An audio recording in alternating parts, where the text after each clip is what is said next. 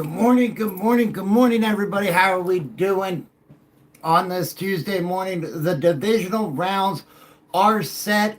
We've got the times, we got the dates, we got everything ready to go for the divisional round matchups. You got the Buffalo Bills going into Mile High to play the Denver Broncos on the early game on Saturday. You got the San Francisco 49ers going into Seattle to play the Seahawks on the late game on Saturday. You have the Houston Texans going in to Gillette Stadium to play the New England Patriots on the early game on Sunday, and the Los Angeles Rams going into Soldier Field to play the Chicago Bears on the late game of Sunday. I find it kind of interesting when you look at the seeding that in both the AFC, NFC, the first two games are the 6 seed versus the 1 seed, and the two late games are the 5 seed versus the 2 seed. And what a game for the Houston Texans last night, overcoming 2 fumbles, overcoming an interception. That defense was absolutely locked down for the Houston Texans. Like I said, they have the best defense in the playoffs right now. With 2 turnovers, with 2 fumbles, with an interception, and not allowing the Steelers to capitalize on that, not allowing the Steelers to get any points off of those. And then on the flip side, having a fumble return for a touchdown, having an interception return for a touchdown, absolutely shows you how dominant this defense is. Now, yes, CJ Stroud started off really slow. And watching this game, I was very nervous for the Texans because I said that CJ Stroud could not lose this game. He didn't have to win it, but he could not lose it. And what I mean by that is he could not go in and do what he did. He could not go in and have 3 turnovers, but that defense stood their ground. That defense played as we know that defense can play, and they absolutely shut the Pittsburgh Steelers and Aaron Rodgers down. Now, is this going to be Aaron Rodgers' last game? We don't know. He's not going to tell anybody. We're going to go back into the whole Aaron Rodgers saga of, is he going to retire? Is he not going to retire? They say the Steelers want him back. They say the Vikings want him for a year to come in and play and help J.J. McCarthy. So again, we are going to go through another offseason of the Aaron Rodgers saga. Good morning, mamas.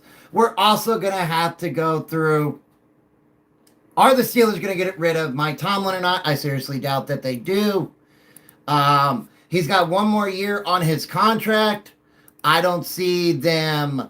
And number one, the Steelers don't fire head coaches, right? Let's just put that out there right now. The Steelers don't fire head coaches. And I was talking to my buddy Kay Couch about this last night while we were watching the game. And it's not the point that the Steelers fire head coaches. It's the point that the Steelers could nudge Mike Tomlin out. Were you impressed by Indiana? Yes, I really was. I thought Oregon was going to stay in that game a lot better than they did. I know Miami has their hands full this week in the national championship. Well, actually, it's next week with the national championship. So, you know, watching that game last night, that Texans defense is 100% scary. Everybody should be worried about that defense, and rightfully so. I mean, that is a very, very impressive defense for the Texans. And seeing after overcoming 3 turnovers, 2 fumbles, and an interception to give up no points was absolutely great. Now, again, you were going into Gillette Stadium. You were going against the New England Patriots. But with what we saw against the Chargers, are the Patriots offense really that dynamic to to take advantage of turnovers, so to say? Can the Texans overturn them? It's a real possibility. Peter, thank you for the follow. I greatly appreciate that. Lamar Jackson isn't elite anymore. Well, it's going to be interesting to see what happens with the Ravens with their new head coach. What's up, David? What's up, Jason? What's up, Denver, Dev, and Bryce? Where's my mic on?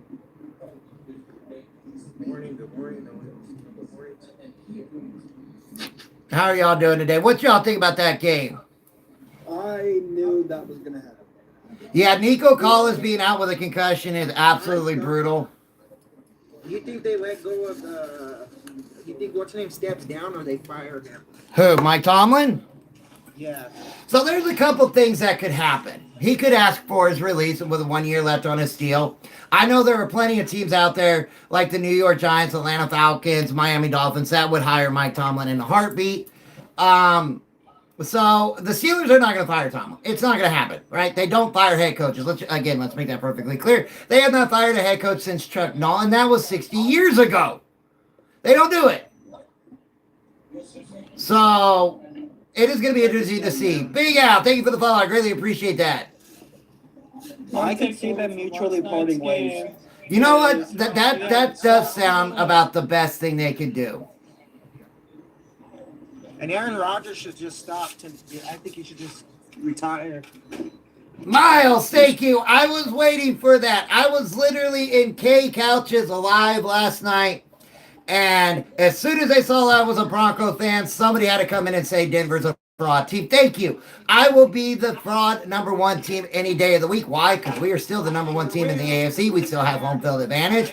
And will we beat the Bills? Are we still going to be frauds? We'll have to wait and see. Hector, thank you for the follow. I greatly appreciate that. Shit, Right, you got a lot of good captains, John. Is my mic on? Yeah, it's on, brother, but you got a lot of background noise. Oh, I'm talking. No response. Do you think A-Rod is done after this season? No, I don't.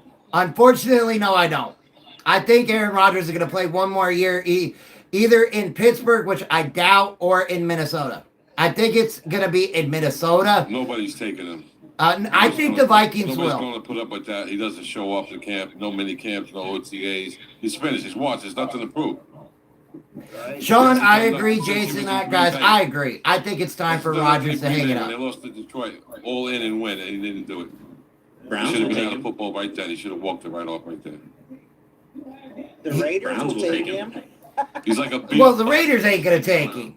No, I'm just playing. Oh, I know you are. Bills will win. Broncos aren't ready yet. We'll see, Derek. Hi, mamas. Can you guys hear me? Good morning. I'm just making sure my mic is Somebody has their working. speaker up way too loud. All right, let me turn that And down. there's And like somebody's a lot got of, like, feedback. an echo as well. Yeah. I think, David, you got an echo.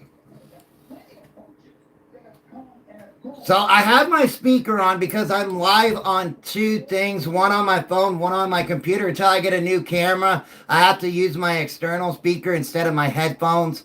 Once I get or get another camera set up, then I won't. I'll be able to hook up that camera to my my other monitor, and we'll be good to go. You're good. All good. Does that sound better? Yeah, that sounds a lot better. Josh Allen is banged up, but we're talking about Josh Allen. Josh Allen is not going to sit out of this game at all. Gabe Davis is going to be a big loss for them. Gabe Davis is out with a torn ACL. Do you think Patrick Surtain will move throughout the game or be stuck on the #1? I don't know how they're going to play this game. I don't know if we're going to play more nickel zone. Are we going to play nickel cover 2, man under zone middle? I really don't know what Vance Joseph is going to play. The #1 thing the Broncos are going to have to do is shut down Cook, right? Their running back. The Bills have a very good running game. And another thing the Broncos are going to have to do is, say it with me, run the ball. And I think they need to run it with McLaughlin. McLaughlin is our tackle runner, right? He runs through the guards and tackles. Well, I think. What about RJ Harvey? I love RJ Harvey, but as a rookie, he has not perfected the art of not always trying to bounce it to the outside, right? He likes to bounce the run to the outside.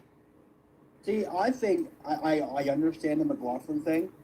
We need to see more with Bo's legs than we do any of our. Yeah, I'm with Dave on that. I agree. We need to have a lot of bootleg quarterback, even some read option, jet sweep, something like that, something to get that defense moving. Absolutely, Big Al. Franklin needs to step up. Surtain needs to, Sutton needs to step up. The Broncos cannot have drops in this game. If the Broncos wide receivers have more than 4 drops, we lose this game. Broncos have a lot of weapons. They have a lot of weapons that are just underperforming. And they've been underperforming all year. I mean, it's been hit and miss. I wouldn't say underperforming all year. but it's been very hit and miss with the Broncos' offensive No. weapons. Defense and offense perform on the same page. We're killing it. Yeah, Sean. I don't know. Okay, so I heard a lot of people say yesterday that Sean Payton is going to have a different kind of playbook, right? That he's going to have his, like, I guess you could say, postseason playbook ready to go. If that's the case, fine. My major concern, especially with Sean Payton, is they need to make sure that Bo gets to the line with 17 seconds left. Jordan Poyer, I have not heard any updates, Chop Boy. Except that I know Indianapolis wants to re-sign him. That's all I know. Let's see here. The chair will collapse under immense pressure. Let's go, Bills. Hey, Bills Mafia in the house. Y'all know I love you. I love Bills Mafia. I did a video today about the closure of Highmark Stadium because now how the playoffs are set, there is no chance for the Bills to play a playoff game in Highmark. So that stadium is officially closed. So do you take the cuffs off of Bo Nix and let him just do him? Do we take the handcuffs off? I love Sean Payton. Don't get me wrong. Big boy, thank you for the follow. I greatly appreciate that. I love Payton. Don't get me wrong. I do. I love him. But sometimes his play calling makes me want to pull whatever hair I have left on my head out. Plain simple, cut and dry. I have an idea of what I think that might be going on this postseason for us. So we saw a completely different scheme and playbook mostly year one with Bo, right? We saw, from year to year, right? This year was way different. And then I think the postseason, I think we're going to take a lot of what Bo excelled at season one and a lot of what Bo excelled at in season two. And we're going to combine everything into one condensed playbook. And we're going to give every team that we face our best because that's what we know that our offense can run at a high level. Okay, so that's a catch-22. You don't want to overload the playbook. All right? If that makes sense. I'll get to your question in a minute, Chop Boy. You don't want to overload the playbook because, again, the biggest problem I have with Sean Payton is the lack of time that Bo Nix has at the line of scrimmage. Bo Nix has an average of 7 seconds from the time he is standing behind the center or in shotgun to snap the ball. 7 seconds is his average time. And that means that the play isn't getting in fast enough. The play is too long and still not getting in fast enough. And so we can't diagnose the defense. Do I think that Mendoza secured the number 1 overall draft pick? Mendoza secured the number 1 overall draft pick when he beat Ohio State in the championship game, when he won the Heisman. Is it warranted? I don't know. I've only seen one good year of Mendoza. That's it. One good year. Yeah, he played okay before he came to Indiana, and he stepped up. So it's still, it's 50-50 when you bring these guys in. Any quarterback you draft in the first round, it's 50-50. We need Cortland Sutton to have a big game. We need him to have a big game. You're absolutely right. Sutton needs to have a big game. McLaughlin needs to have a good game. I think Bo needs to rush for at least 40 yards in this game, even if they're not design runs. And what I mean by that, we got to get Bo on the outside. We have to start doing a lot of bootlegs. Bo Nix is very, very good on bootleg passes. Very good. He did it at Oregon. He did it his first year, but we've kind of gone away from that. And so I would use RJ Harvey more out of the backfield as a receiver. That's what they should do. Well, that's why, again, the Bills have the worst rush defense, and that's one of the things that beat the Jaguars was they quit running the ball. Oh, my God. Oh, my goodness. Oh, my goodness. Fellas, y'all just please just listen to me real quick. I am from Denver, Colorado, okay? I'm 41 years old. I've been raised here. I live here. I'm in Green Valley Ranch right now as we speak. But since 1989, I've been a Bills fan. I understand this way more than the average. Let me explain something. The Bills have the number 1 defense because all Sean McDermott does is ice the defense until the last second. That's the reason why. That's the reason why y'all You don't aren't wanna going to give throw the Bobby ball a like pick. that, and Bo Nix is going to throw a pick. And then our linebackers shoot gaps. Our linebackers shoot gaps. Look, Matt Milano did the first play of the game the other day. He shot the gap and passed the running back. Y'all's running backs are too small. You guys are going to fumble. And I'm here to tell you that Matt Prater is on our team, and he's going to kick the winning field goal. All right, now I'm going to combat your argument. You have the worst rush defense in the NFL. Statistically, it is proven. Your offensive line also does not hold up well under pressure. We have the two best edge rushers in the NFL with Benito and Cooper. We also have the number one player in the NFL with the most quarterback pressure, and that is my boy, Zach Allen. You are also forgetting Hufanga, who has like revitalized his career. On top of that, you lost Gabe Davis. That is a big loss. Also, No, it's not. also, if you were going to rely, now I'm going to give you praise. I love Knox. I love Kincaid. Hold on, guys. Let me give my take here. I love Knox. I love Kincaid. I really do. I think they're two great tight ends, but they're going to get locked down. Greenlaw's playing. Hufunga's playing. Locke's playing. Wahoo! So, Be honest with yourself. no, the deal about Gabe Davis, John, and the deal about Gabe Davis, you guys might say he's not a big Locke. His name is Locke. PJ Locke. The deal about Gabe Davis is he's a big target. He's a big target. You got to think about this. Anytime you lose one of your big targets, doesn't matter if he's got one pass all year round. He's not one of the big targets, though. It doesn't matter. No, I'm not talking about in receptions. I'm talking about in size. Not even as, size. He's a big guy. He's a tall receiver. He is a tall receiver. Hold on before we go off the deep end here. That really helps you in the red zone. Again, it does not matter. Look at Matthew Golden, for instance, right? For the Green Bay Packers. When did Matthew Golden have his first touchdown of the season? In the playoffs. They're not banged up. In the playoffs. Now, the Bills are going into this game beat up off of a very physical game. Am I worried about the Buffalo Bills? 100% I am. And I'm going to make this perfectly clear. Like, come on. Y'all got to be honest. Let me make this clear. And I'm going to be honest because I've been honest all year. If the Bills beat the Broncos, I'm rooting for the Bills to go to the Super Bowl. I have not seen the Bills in the Super Bowl since I was under 10 years old. And I've never seen the Bills win a Super Bowl because they haven't. Oh shit. And I would love to see the Bills win the Super Bowl. I would absolutely love it. Especially opening up that new stadium next year. Can you imagine that? You win your first ever Super Bowl, and then you open up your brand new stadium? Mm-hmm. Hey, armchair. With the rings there? Wait, armchair. I can't understand. That's supposed to happen. I can't understand the confidence of Bill fans like they just gonna walk in. Hold And on. Oliver, Hey, whoever else coming back, don't mean that y'all gonna walk in there and do. But That's listen, different Kurt, defense. everybody got the same thing with Jacksonville, though. Let's be real. But the Jaguars big jaw though. The Jaguars big jaw though. The Jaguars big jaw Denver though. defense is not the Jaguars defense. The Jaguars big jaw though.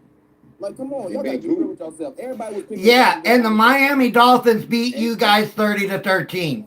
Right. That's a good point. My bad. My That's bad. regular season, though. Regular season is out the way. Whoa! The Jaguars beat us in regular season, so your argument is invalid then. My bad. How was that regular season now? You catch 22. At the end of the day, the Bills are 1-0 against the Broncos in the playoffs. Am I right? Allen Stats versus Miami. Let me bring that up for you real quick. No, you're right. You're 1-0 against the rookie quarterback. You're right. Yeah, I got you. Don't worry. Don't worry. Just because same thing y'all thought Jacksonville was gonna do to Buffalo. Buffalo is about to show y'all wrong. Don't make me hate Buffalo, bro.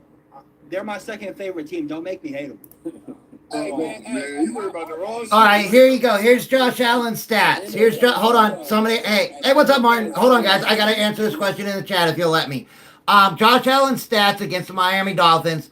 He was 28 for 40, 306 yards, 2 touchdowns, 1 interception, sacked 3 times for 17 yards, had a QBR of 30.2 and a passer rating of 98.5. He had 4 rushes for 31 yards.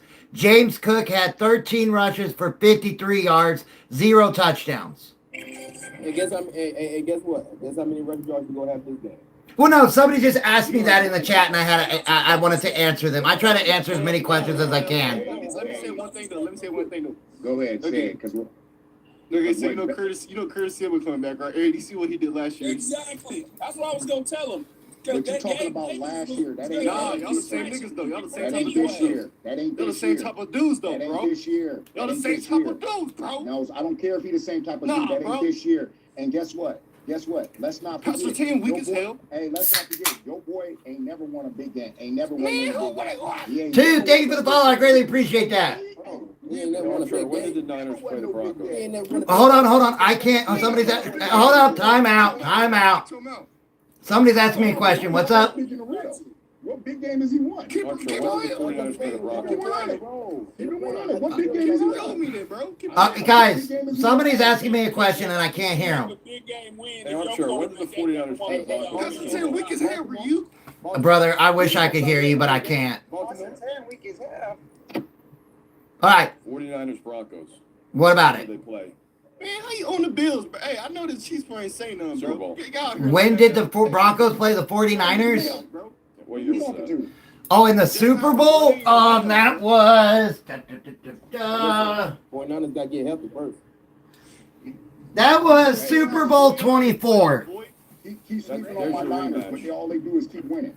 Keep sleeping That's on my your Niners. rematch. All they do That is was keep Super Bowl 24. So, 36 years I ago. wasn't even That's born your around that rematch time, right but there. it don't matter because they didn't have Josh Allen, so it don't matter. Yeah, Josh Allen has never won anything. He's never won anything in college. Let me tell y'all something. Never Okay, won hey. anything. If PS2 is weak, the hit wouldn't happen. Bowhead. It is what it is. Again, but that Bills viability. That was last year, brother. Let me explain something to y'all. This has nothing to do with football like that. So You acting like Bowman's the only You know one what? that can I'm gonna plug in my headset because I can't hear you guys. the last couple of years, crazy, Yeah, I'm not gonna lie, this is insane, bro. Give me just a second. I can't hear you guys. Like this is all out of hand right now. I don't understand.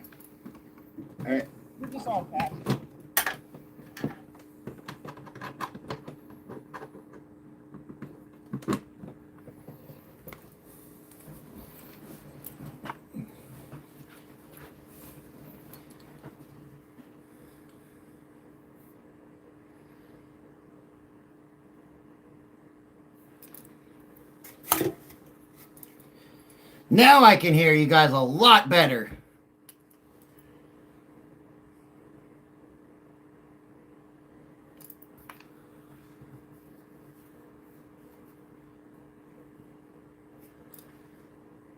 Look, I'm going to be honest. As a honest Broncos fan, and everybody who's known me a long time knows I am the most impartial fan there is. I do worry about the Bills. Again, if they beat us, they beat us. And if they do beat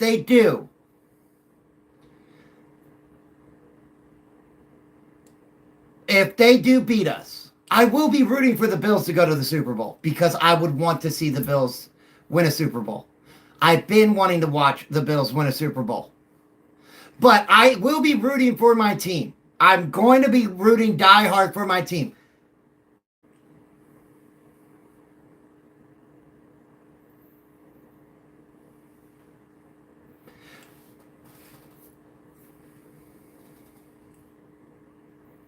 And that's how you got to be, brother. And when you look at this game, right? When we look at this game between the Buffalo Bills and the Denver Broncos, let's remember one thing. Last year's game, I had said it, and I told my wife, and she's in the chat, and she can confirm this. Her name is Gigi.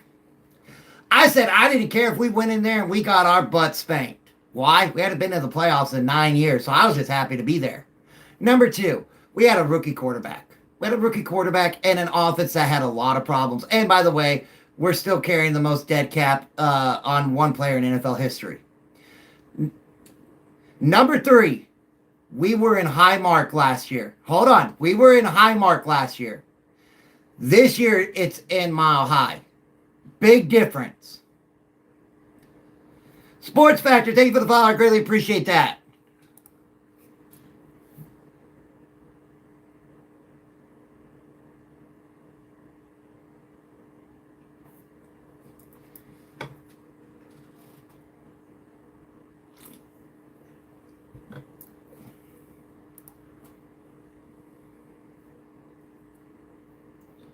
Yeah, it makes a lot of sense.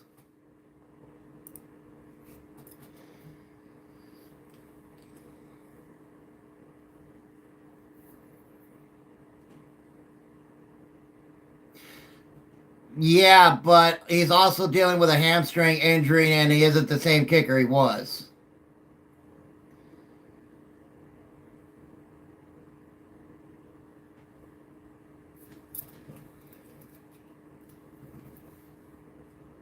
Oh, no, that was John Elway's fault, man. That was John Elway's fault 100%, and I've been very vocal about that.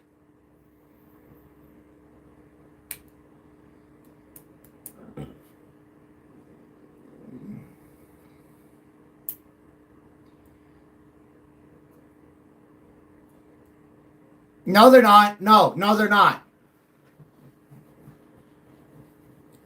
Hey, Houston and the Patriots is going to be a really good game. That Texans Patriots game is going to be great.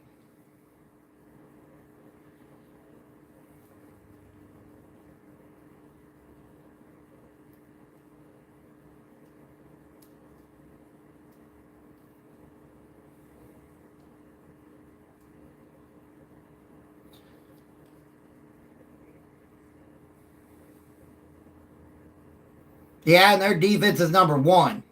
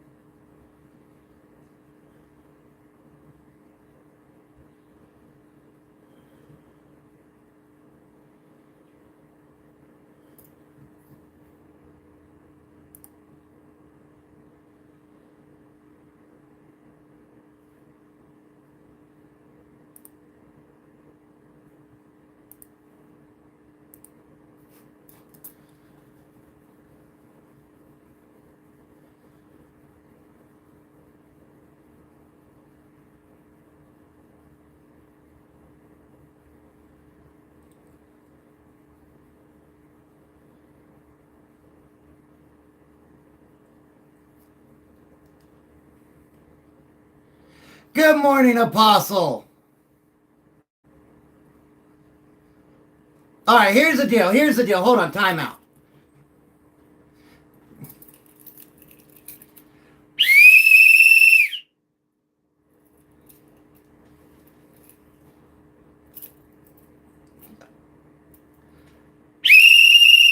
Timeout. You guys are talking all over each other, and I can't hear a thing. We got to, try to make it where we're not talking over each other. Number two, this is going to be a great game. Going to be a great game. I'm not going to lie. It is going to be a great game. But I don't know if the Bills, did the Bills struggle against the Jaguars? 100% they did. They did. They struggled. If Josh Allen is him, if Josh Allen is the guy, why didn't they blow out the Jaguars?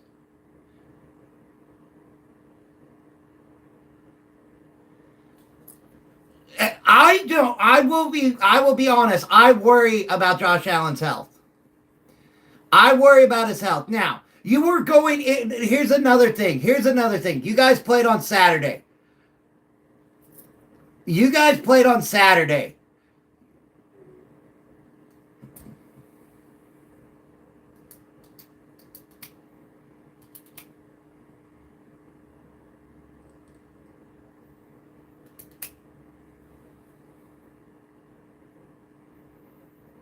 That Texans game was awesome, Josh. Awesome.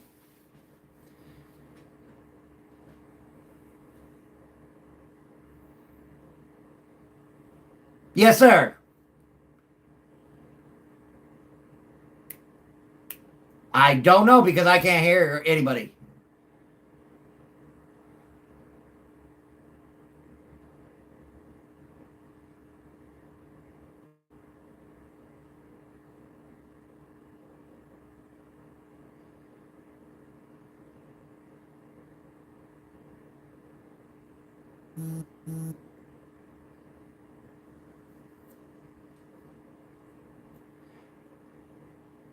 And here's another thing. How many road games? Hold on. How many road games has Josh Allen won in the playoffs? One. It was the Jaguars last week. He was 0-5 going into the Jaguars.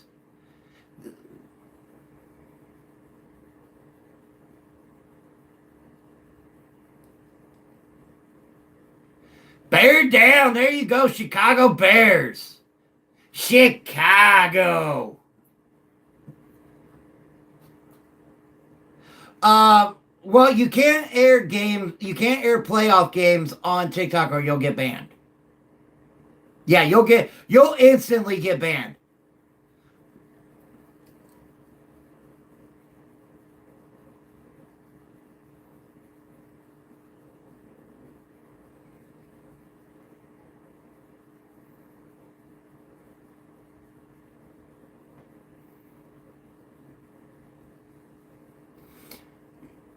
Yeah, if you air any playoff game, anything like that, you're instantly going to get a week ban.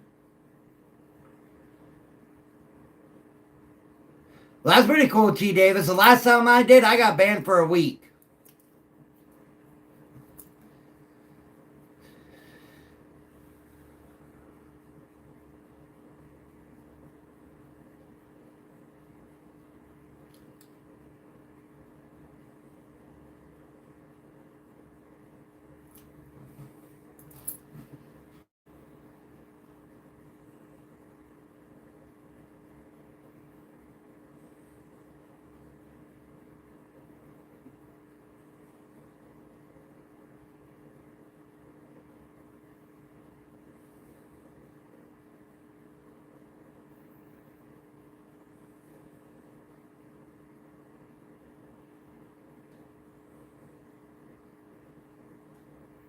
Thank you for those gifts. I greatly appreciate that.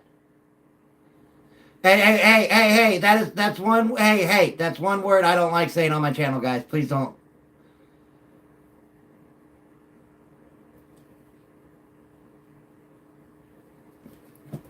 Is it true that they sat about close take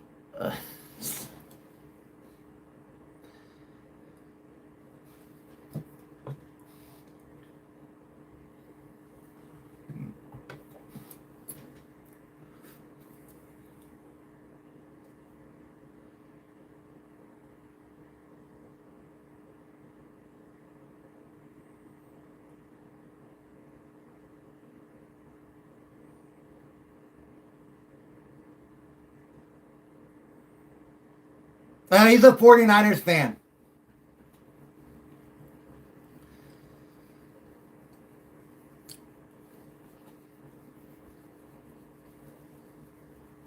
Well, hold on. You can't say that. You can't say that.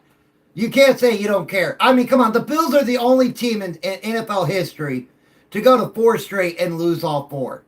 Imagine if you won those games. You would be like the greatest dynasty there is. Okay, you guys are coming in on a 1 week. We're coming in off of a bye week where we were able to get healthy.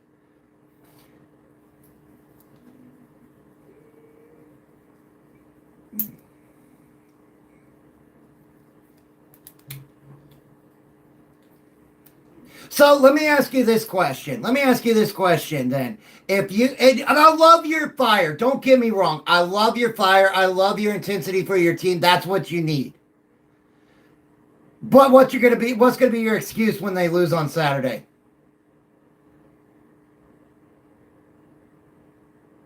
I'm just wondering, because we've heard it all playoffs.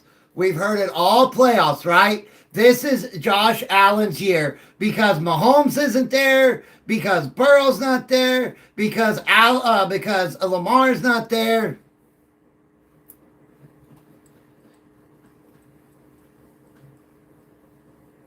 Chop Boy, how is that not a good thing that we haven't played in 2 weeks? Are you going to say the same thing about the Seattle Seahawks? Is it not a good thing that the Seahawks haven't played in 2 weeks? That allows you to get healthy. That allows you to rest players.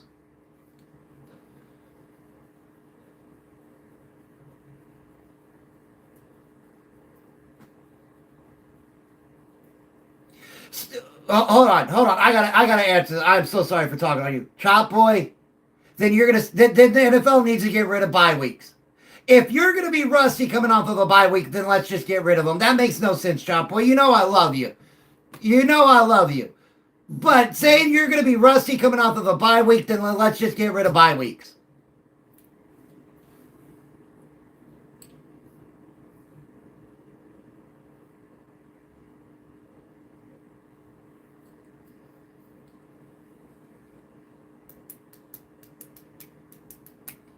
We're gonna hold on. We are not gonna compare college football to pro. Not gonna happen. Not gonna happen because I don't care if you take Indiana versus the Cleveland Browns or the Las Vegas Raiders. Indiana's not winning that game. Indiana will get beat into the ground. You cannot compare college to pro. Can't do it. You cannot do it. You can't compare the bye weeks either. Because then what you're going to say, then what that means is every team during the regular season loses the week after a bye week. Loses the week after playing on a Thursday night because you got 10 days. But that's your argument saying that you're going to be rusty. How is Denver going to be rusty? I don't get this. I really don't get this. Oh, Denver is the anomaly. Wait a minute. Hold up. Hold the phone. Nope. You're going to let me run and you're going to sit there and listen. Who did the Broncos play off of their bye week? Oh, that's right, the Kansas City Chiefs. And who did we beat off our bye week? The Kansas City Chiefs with Patrick Mahomes. A healthy Kansas City Chiefs, and we beat them.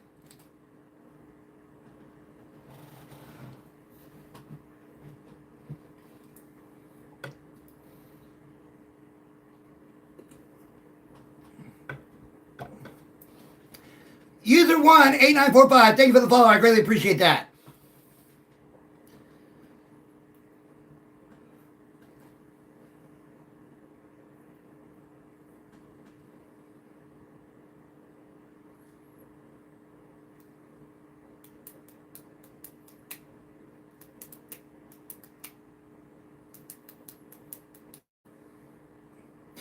No, I heard that, and I will be honest. You will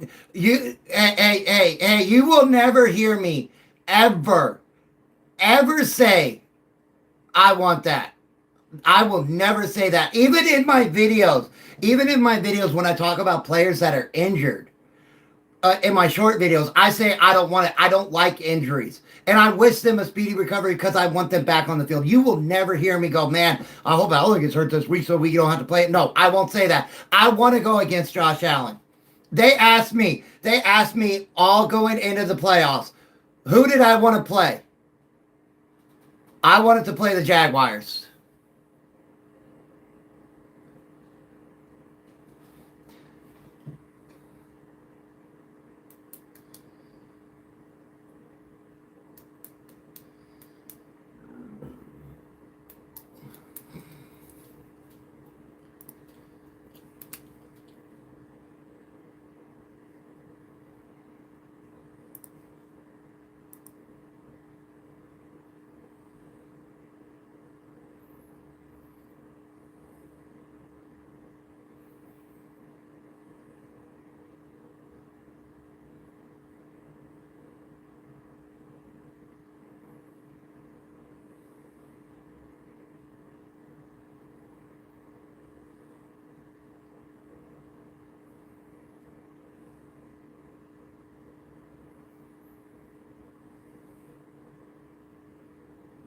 No, they weren't. No, they weren't.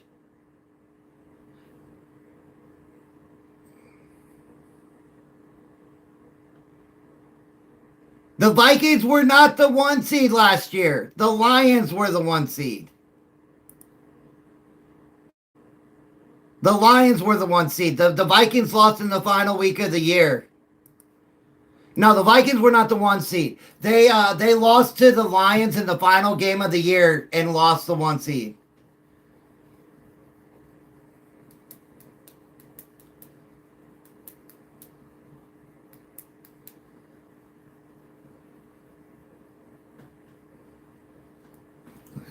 This is Josh Allen and the Bills year, not the Denver Broncos year. Hey, if it is the Bills year, it's the Bills year, and I will be happy. Let me make that perfectly clear. Let me make this perfectly clear. Let me make this perfectly clear.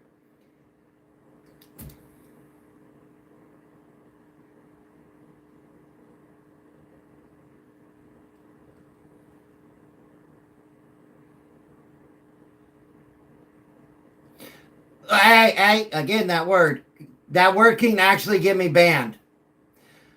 Okay, but I want to make this perfectly clear before we go off again on a tangent.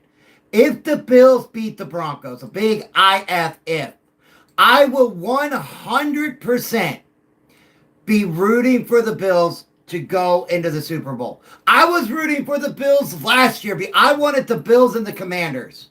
And the only reason why I wanted the Bills and the Commanders was because it would have been a rematch of one of the last Super Bowls that the Bills lost between the Bills and the Redskins.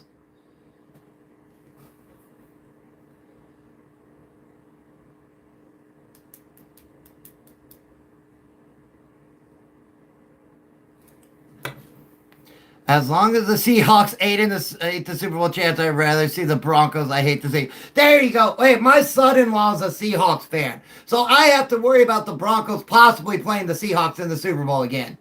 And again, my son-in-law is a Seahawks fan. My future son-in-law is an Eagles fan, but after they lost, I don't have to worry about that matchup.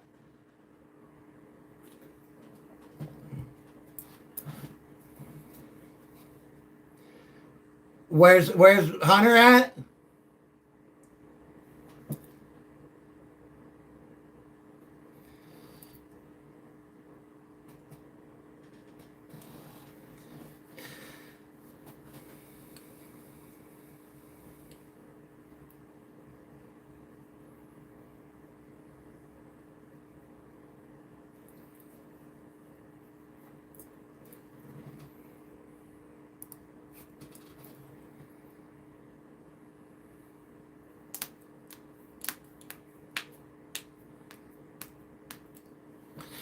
Let's see here. I'm a Chiefs fan rooting for the Broncos to win the Super Bowl. I was a huge Peyton Manning. Well, thank you, Landon. Ooh, 49er fan living in Seattle. That's got to be fun.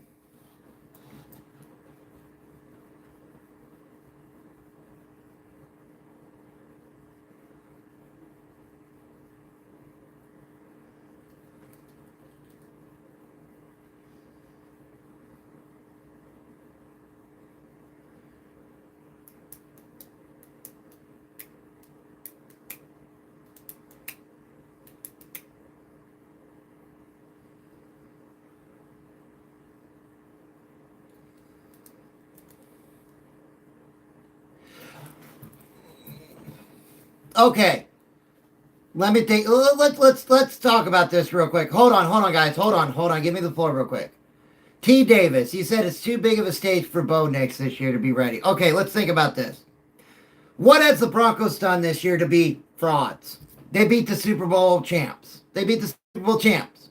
Came back in the fourth quarter, beat them. Hold on. They beat the Chiefs, the other team that was in the Super Bowl. They beat the number one offense. The Dallas Cowboys. They beat the number one defense, Houston Texans. They beat the Green Bay Packers. What else does this team have to do? What is this team?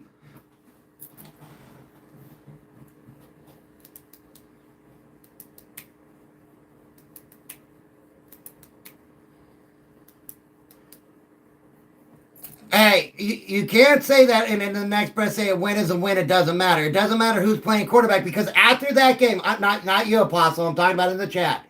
After that game, Mills went 3-0 and beat the Jacksonville Jaguars.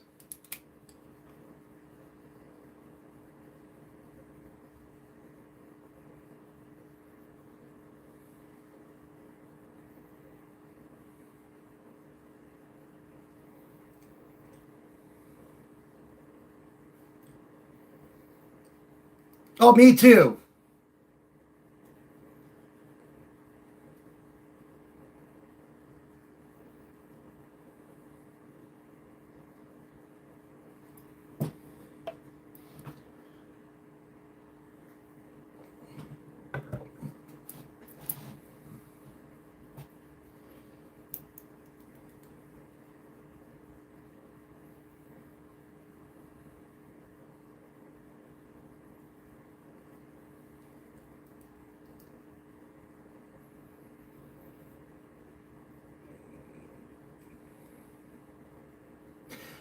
Aloha.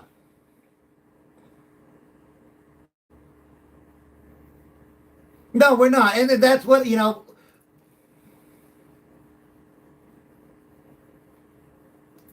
Dog, thank you for the follow. I greatly appreciate that.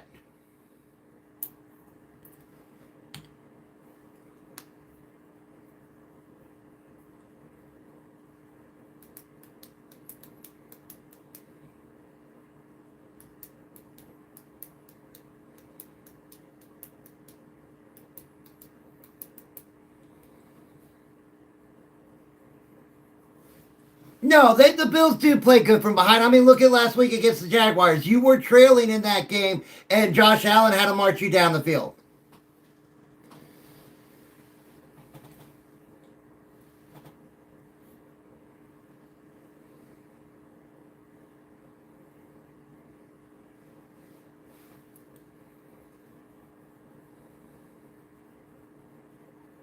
You're absolutely right, Wendigo, and that was a problem I had. The Jaguars did not run the ball enough.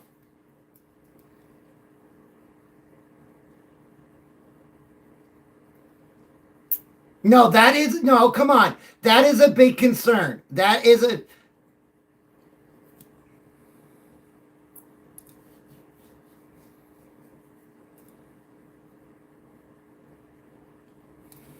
Broncos fan can't be thinking this is going to be easy. Oh, I absolutely do not think this is going to be an easy win at all. Not at all. I am very worried about this game. No, sir. This is not an easy win for us at all. Or an easy game. Christopher, thank you for the follow. I really appreciate that.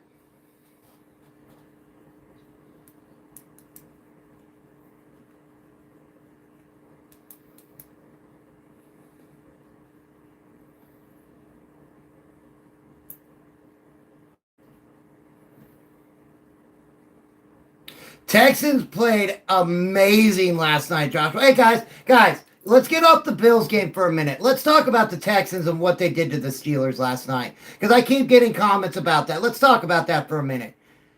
That defense shut them down. Even after CJ Stroud had 2 fumbles and an interception, that defense brutalized the Steelers.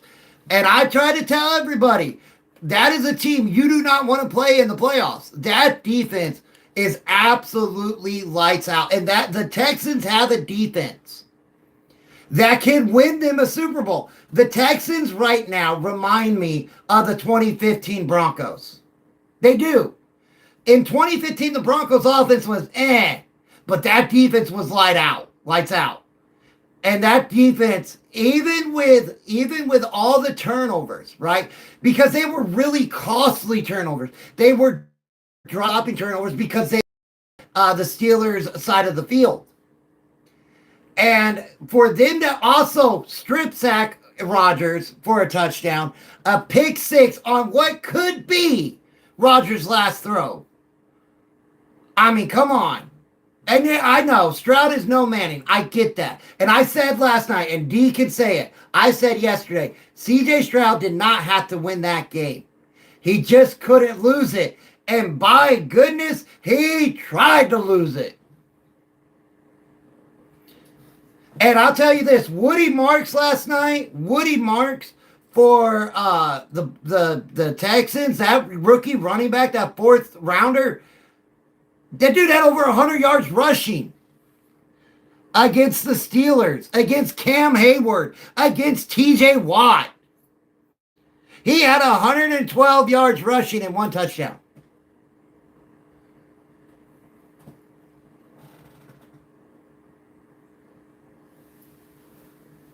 That's Mike Tomlin. They're 0-7 or now 0-8. And they haven't won a playoff game since 2016. The 2016 season. Oh yeah.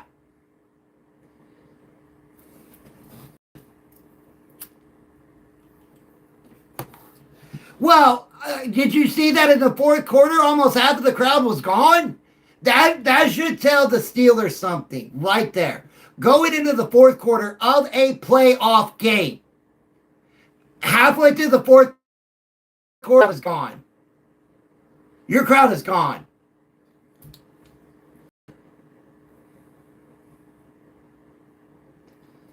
They straight up did. They could have ran away with that game early on with those 2 fumbles.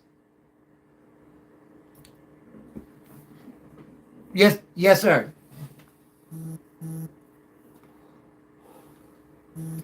The same thing I told you. AI, thank you for the follow. I greatly appreciate that.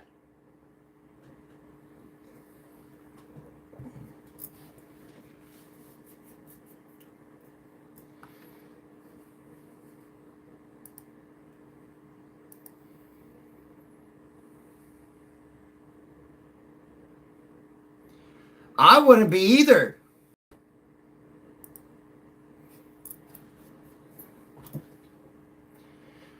The Texans defense looks legit.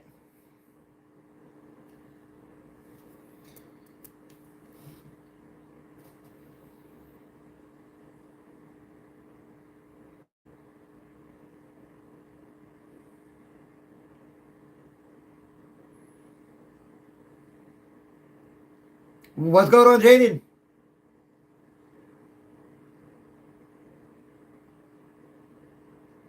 Who? What, brother? I can barely hear you. You're laughing. What did you say, Jaden? Oh, okay. I told you that defense is scary. That defense can take them all the way to the Super Bowl. Now let's think about this. Let's think about this for a second, okay? Because I was thinking about it this morning. Say the Bills win, right? Let's just throw this hypothetical out there. Hold on. I just want to throw this hypothetical out there. The Bills win. But the Texans win. The AFC Championship game will be in Houston. Jaden, thank you for the follow. I greatly appreciate that. But I was thinking about that, man. If both road teams win this week, the Texans will be hosting the AFC Championship game.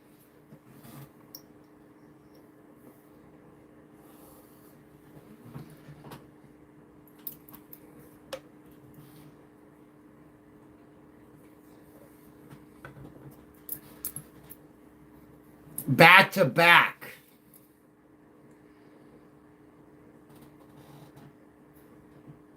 I'll tell you what.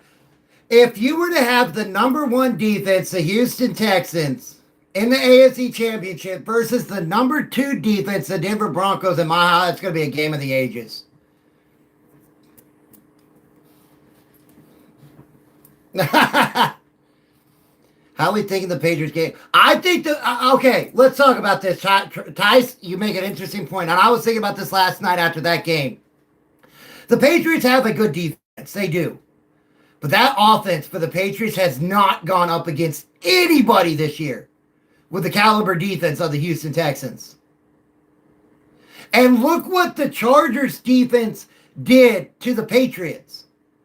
It was 9-3 in the fourth quarter, and I said whoever scored a touchdown was going to win that game. I literally looked at my wife watching this game, and I go, whoever scores the first touchdown is winning this game.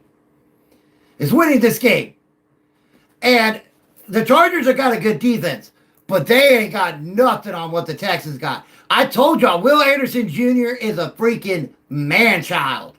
He's just a beast of a player.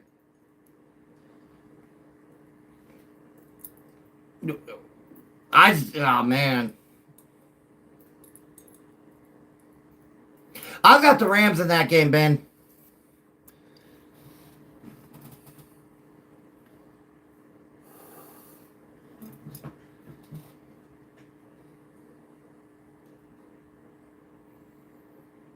Oh, it's going to be a great game. The defense of the Houston Texans is awesome, but they have an offense like Philadelphia Eagles, Alice. The Texans defense that scores more than the offense. Yeah, I agree.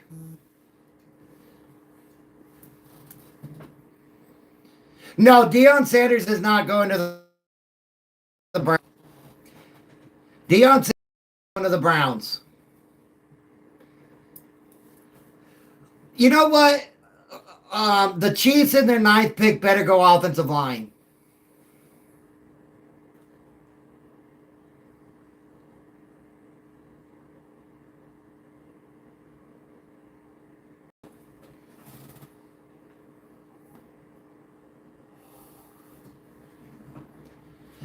When you're in the playoffs, you have 3 phases of the game: offense, defense, special teams. Best believe one of those units are going to win you a playoff game. Absolutely, time.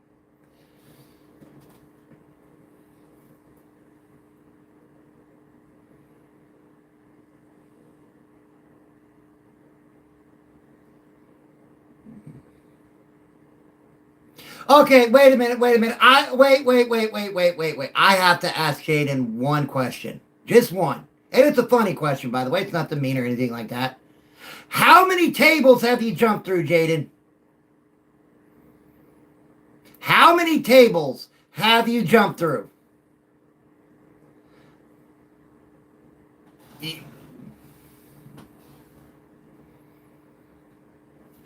All right, so see, hold on, guys. Be nice. Jaden, since you have not jumped through a table yet, are you jumping through a table for good luck this week?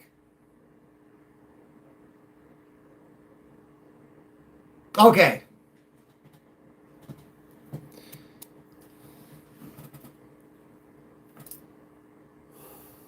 I tell you, if I wasn't as messed up as I am, and when my wife and I go to Buffalo, I would have been jumping through a table, but she's already told me I'm not allowed.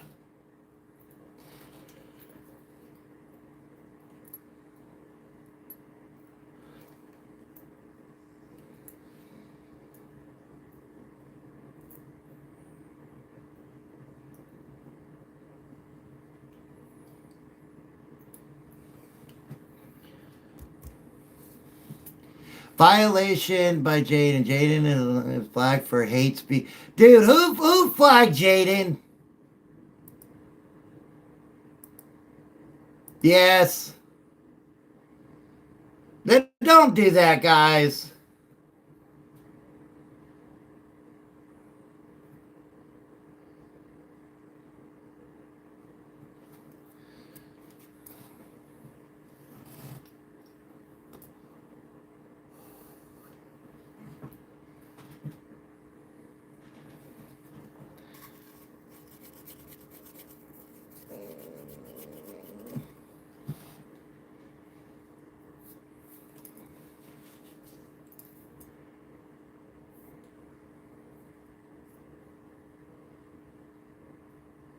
Armchair the fake. Ah, gotcha. But I thought you could say that, Cyrus. I thought the F word was okay.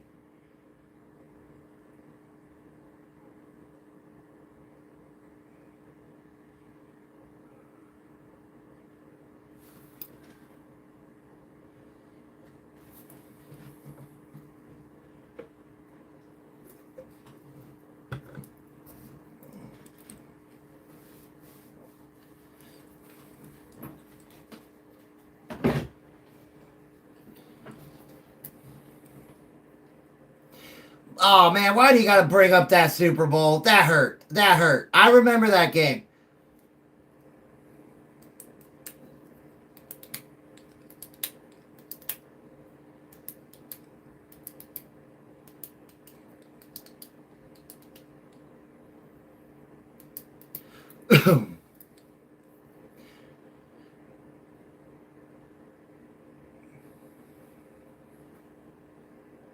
Yeah, but you also got to remember what. Hold on. What coaching tree does Sean Payton come from?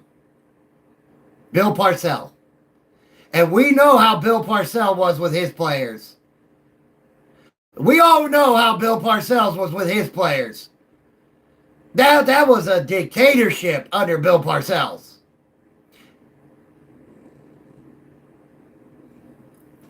I mean, we got to throw that out there, right? We know how Bill Parcells was a coach, but that's what made him a great coach. I love Sean Payton. I do. But I am also very critical of Sean Payton, and I have been on him all year. I get tired of every time after the games this year of him coming out, well, we got to be better. Well, if you know you got to be better, then be better. If you know you got to change this, then change it. Don't just say it, do it. It wasn't Peyton. I believe the Broncos and the Texans have the same type of defense when you can rush only 4 guys.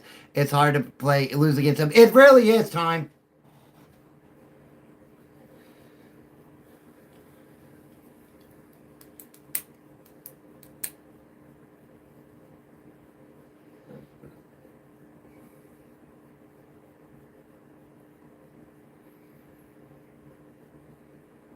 No, he is injured.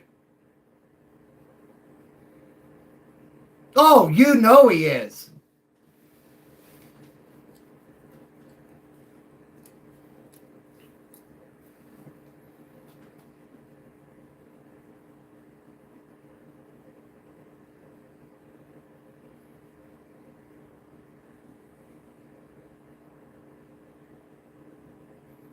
If the everybody in the chat, let me make this perfectly clear.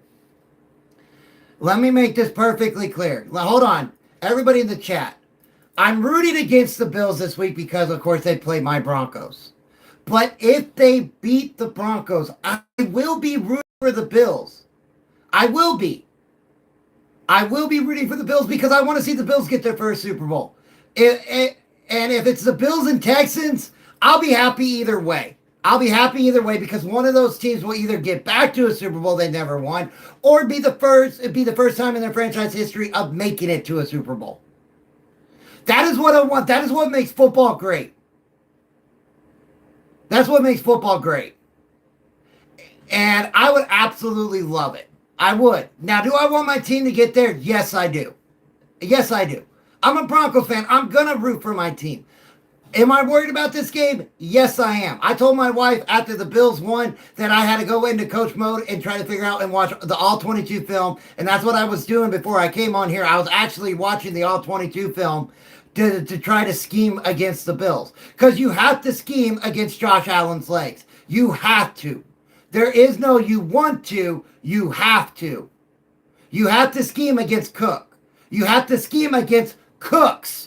I do believe Pat Surtain will be on Cooks. I do. And they're probably going to put Dre Greenlaw or Jahdae Barron on Knox or Kincaid.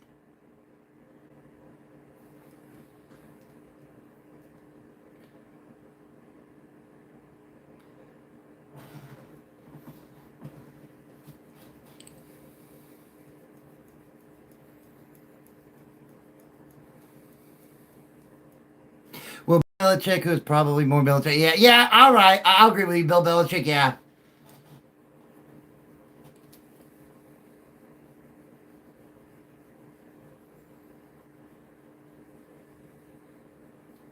Well, Greenlaw is really good at the drip. When I'm talking about putting Greenlaw on a linebacker or on a tight end, is if they run across, right? If they run a crosser across the middle. Now, I could see in a scenario we're going to play cover 2 robber. I could see we could play cover 1 robber. I think like what D and I were talking about yesterday. You play man outside, zone inside.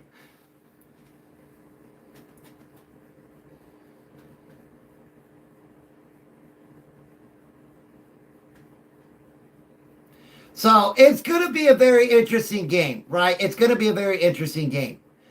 And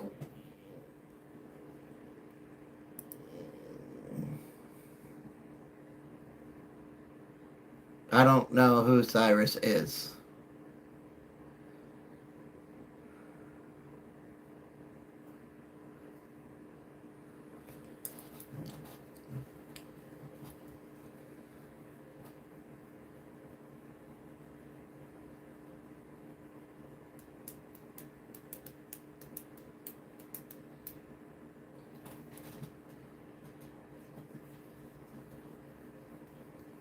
Dre Greenlaw just got to sit back 5-10 yards and be a good field general. Yes, Strip, you're absolutely right.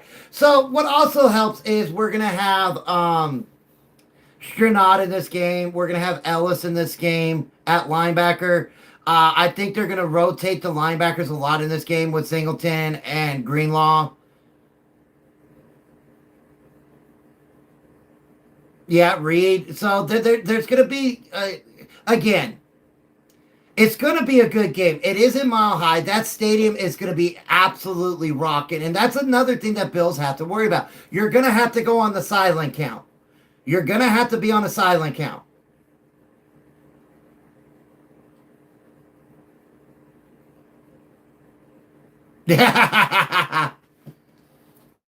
How can you put Pack on Cook? You got to.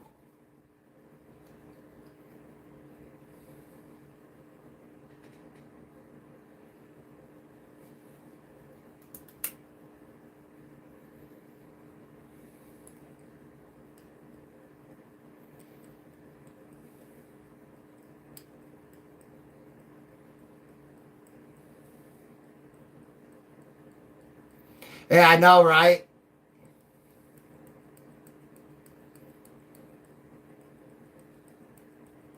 Hey, Jaden, what's up, brother?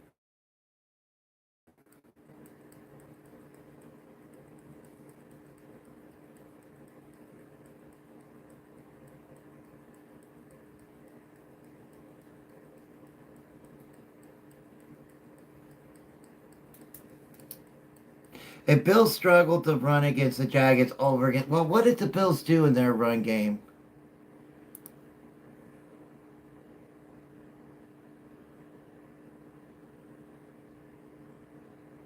Yeah, that you know what? Cyrus makes an interesting point. The Bills only had 79 yards rushing. The Bills only had 79 yards rushing in that game. Now they also had 2 rushing touchdowns by Josh Allen. And I like the you got the rivalry jersey. I like that. I like that.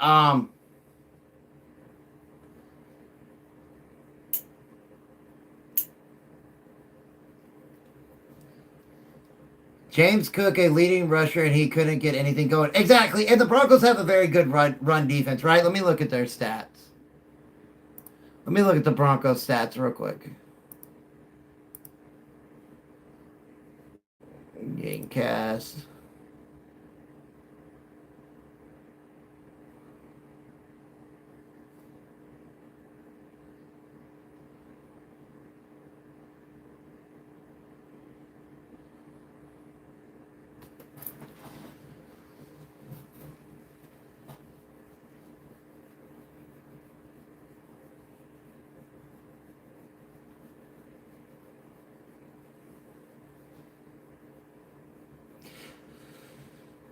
Oh, that's brutal.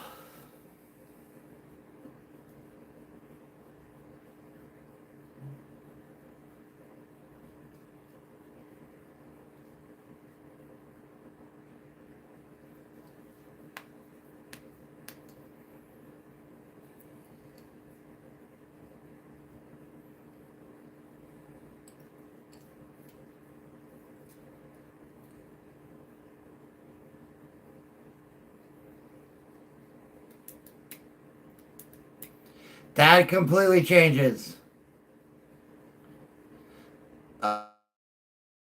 James.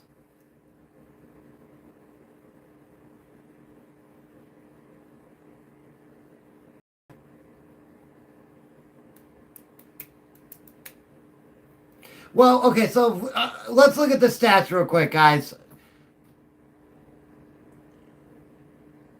Here you go.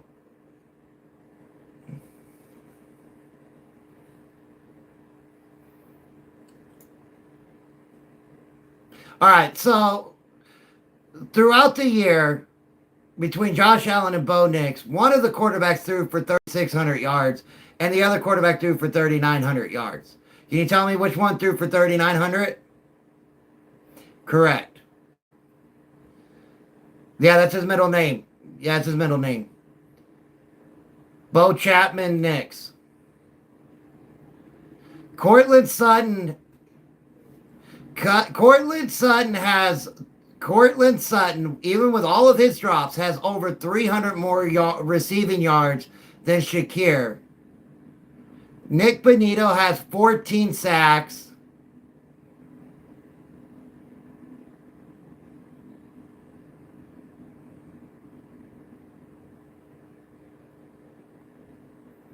Sunday, brother, Sunday.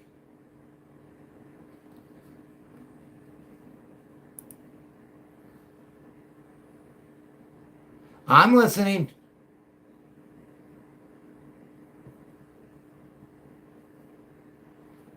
Oh my goodness.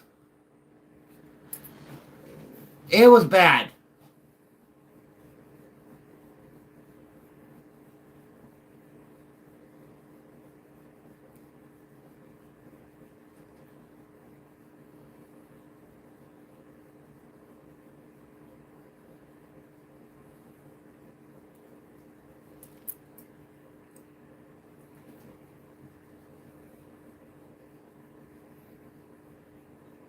No, he's a Bills fan.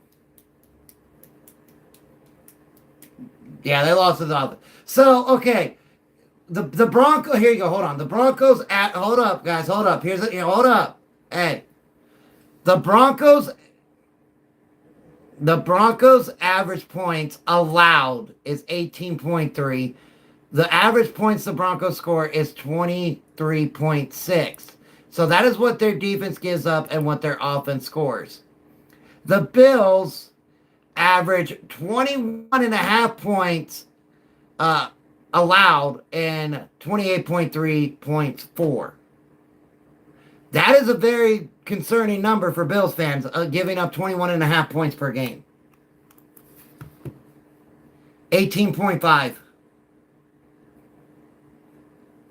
23.5.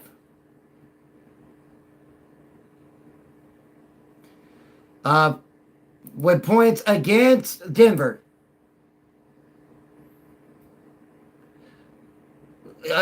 Are you talking about points scored or points against?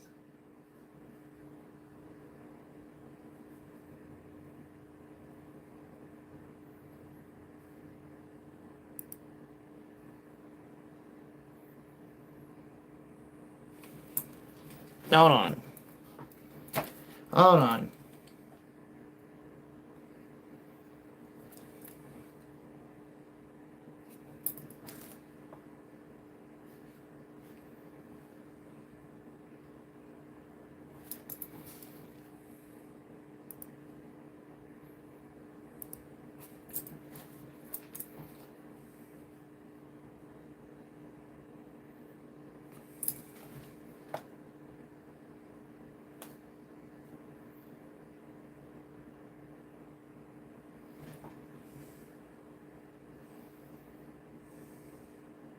Okay, hold up.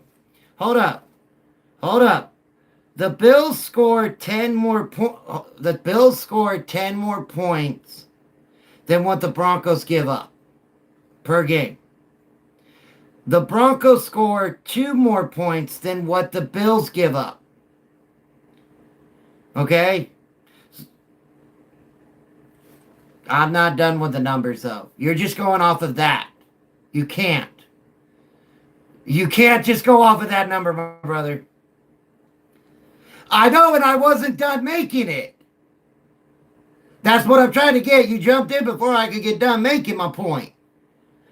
So the Broncos give up 10 less points than you score, and we score 2 more points than you allow on our offense, right?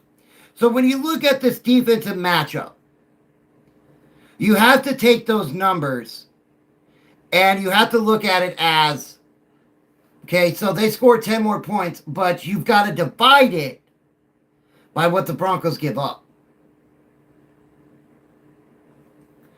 And then if you look at it, we score more points than I got a piece of paper.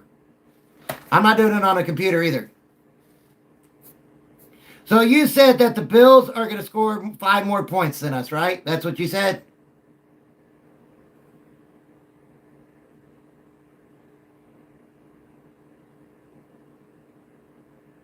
by 2 points. Okay.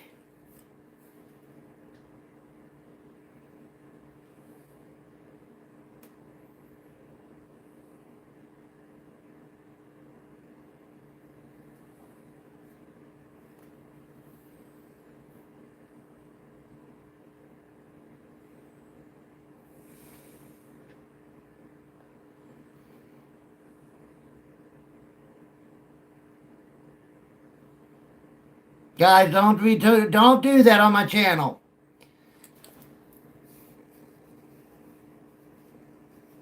You don't do that on my. See, there we go. Y'all just got me violated or violation.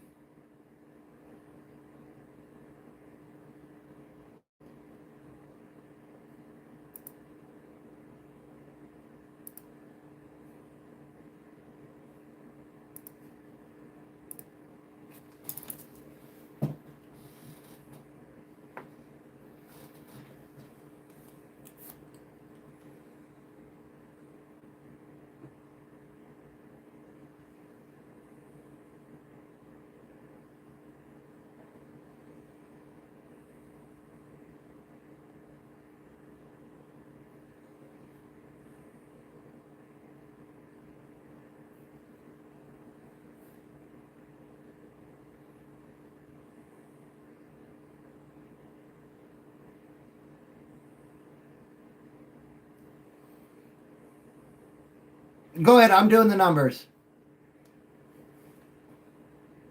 I will, brother. I will.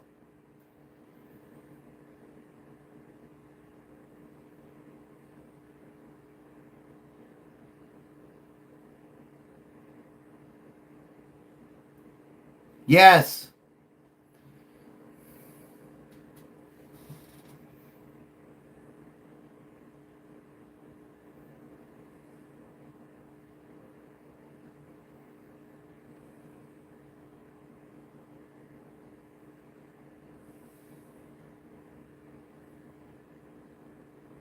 So I get your numbers, Mr. Bippy. You're saying because the Broncos score 5 more points than what they give up, and the Bills score 7 more points than what they give up, you get a number of 2, and that the Bills are going to win by 2.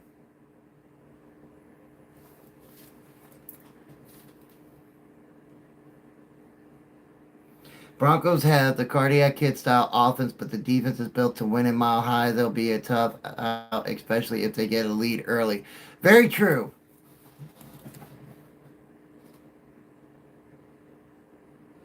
I did. Why wouldn't he? It's either going to be Cook or Shakir.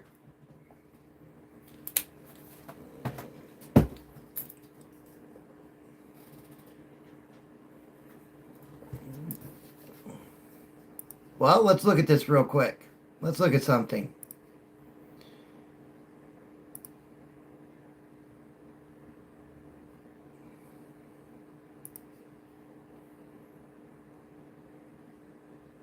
Okay, this is why. Hold on. I'll tell you why, Mr. Bippy. Shakir had 12 targets for 12 catches. Brandon Cooks had 5 targets for 3 catches. That was that was the ratio against the Jaguars. Allen threw the ball to Shakir 12 times and to Cooks 5 times. But Cooks only caught 3.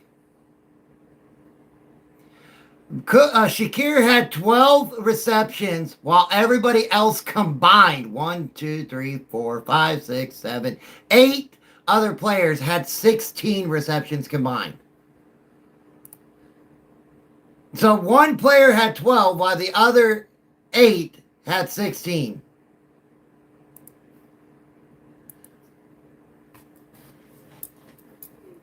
Why wouldn't you put one of your best corners on the guy that got more receptions in a game than everybody else who got fewer?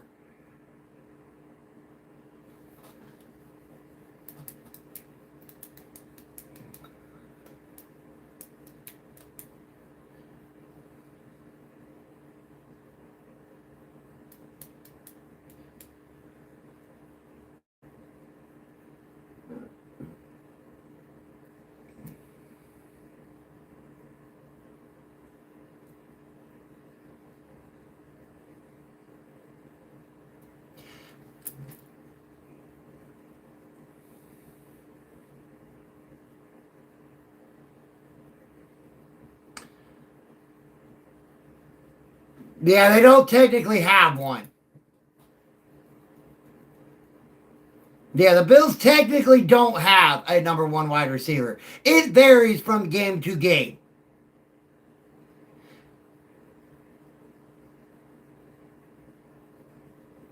Yeah, you got to do game plan for Allen, like I said. But I have a feeling that Vance Joseph is going to rotate. No, I do not want AJ Brown in Denver. I have a feeling that there. I do not want AJ Brown in Denver. No, I don't. No, I do not want that. I do not want that headache in my locker room. I'm okay, thank you.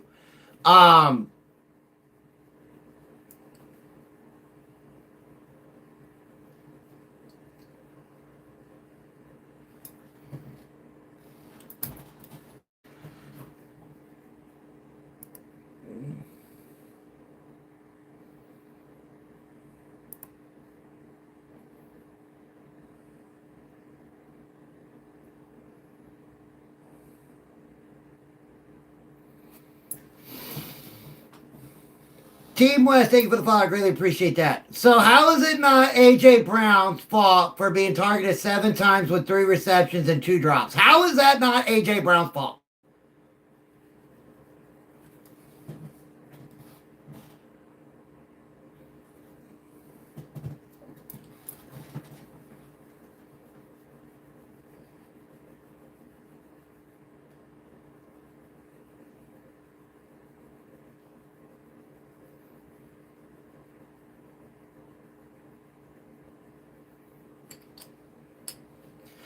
So what you're saying is, hold on. So what you're saying is AJ Brown quit on his team. No, you just said that. You just said after all of that, it was F Philly. So he quit on his team. So why do I want a player that'll quit on his team on my team? You don't think that Sean Payton would get on AJ Brown if he has drops? And if so, let's bring in AJ Brown. Let's follow this scenario. Let's bring in AJ Brown to Denver. He has a couple drops, and Sean Payton gets on him. It's okay for the player to quit on his team because the coach got on me. You're a grown ass make dollars to play in the NFL to catch a ball. I don't want him.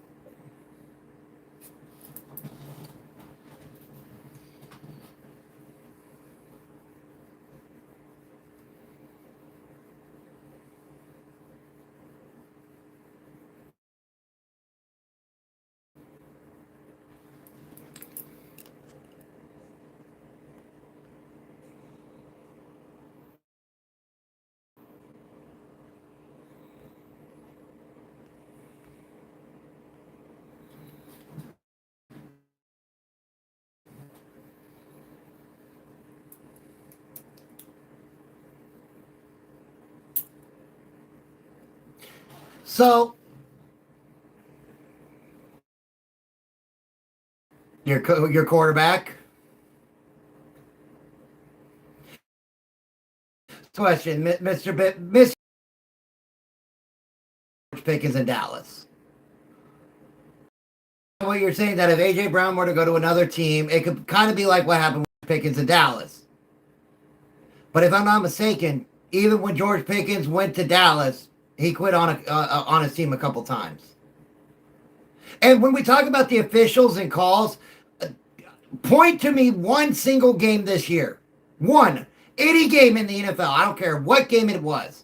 Point to me one game this year where the officials called it right. And called it consistently. Exactly. So you have to know that. You have to know that. And what happened the last time a head coach challenged an official? They got a 15-yard penalty, and they got fined. The last time that happened this year, during the Broncos-Giants game, Sean Payton challenged the official about that pass interference call on Riley Moss by the end zone, and he got flagged for unsportsmanlike conduct, and he was fined by the NFL.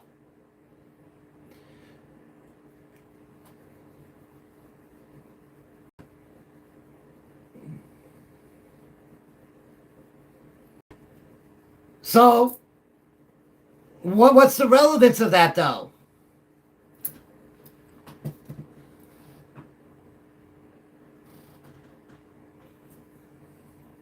Man, I doubt you're going to get him, though. I think you guys are about to franchise tag Pickens.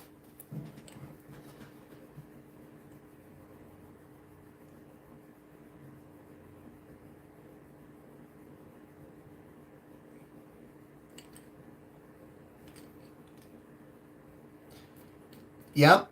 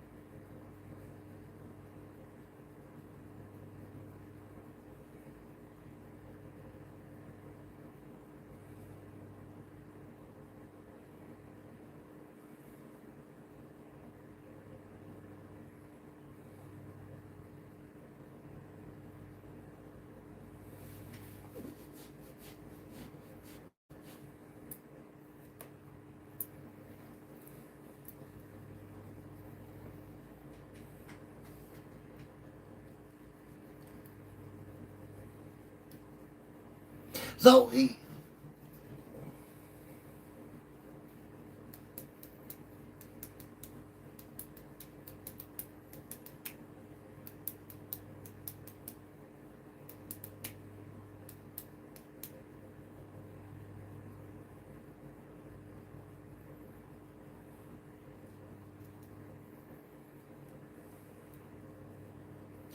but here's the deal. That's not what I'm saying, though. That's not what I'm saying. That's not what I'm saying.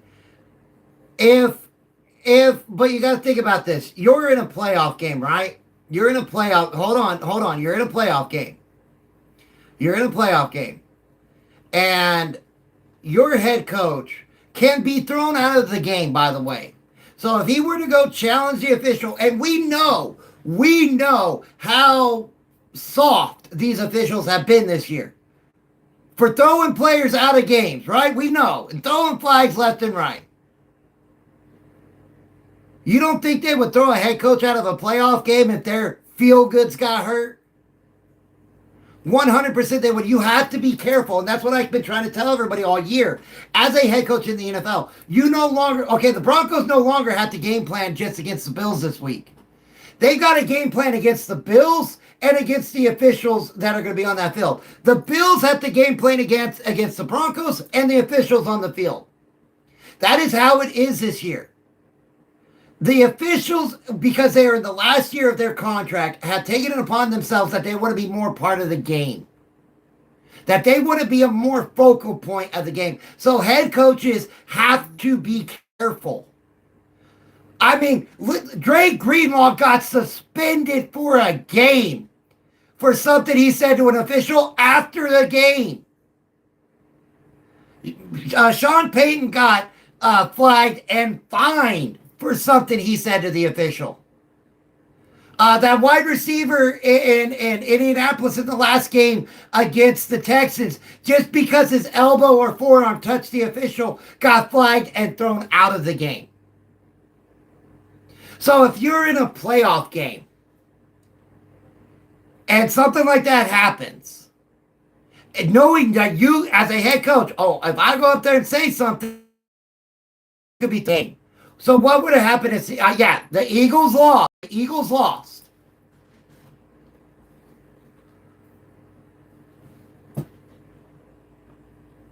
Absolutely, brother. Yes.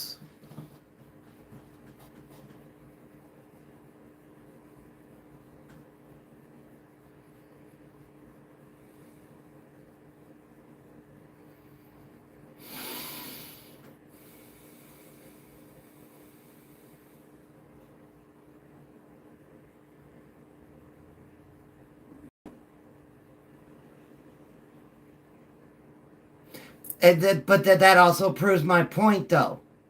That proves my point of why I don't want a player like that on my team. Because if he feels that this isn't the NBA, brother. This isn't the NBA. Number one, I don't watch any other sport but football. I'm sorry, I don't.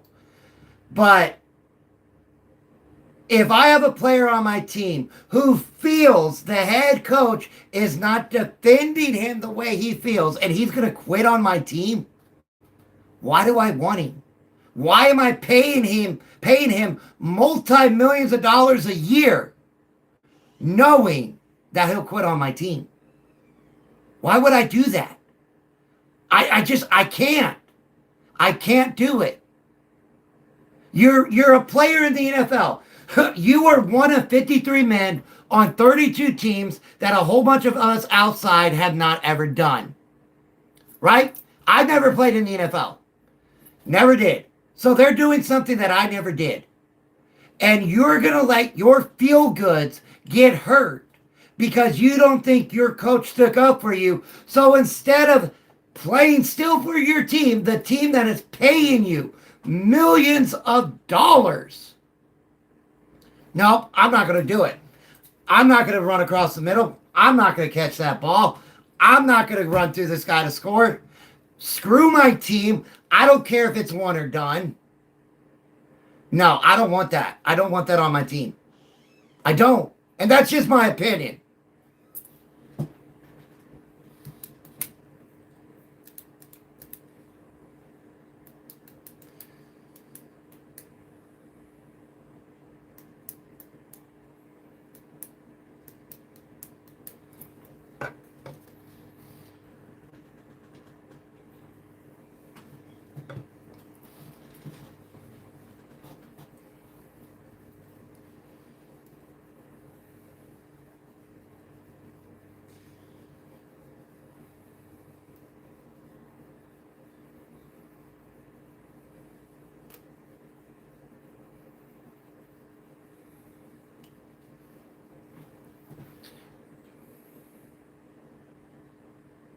No, I love the Broncos orange.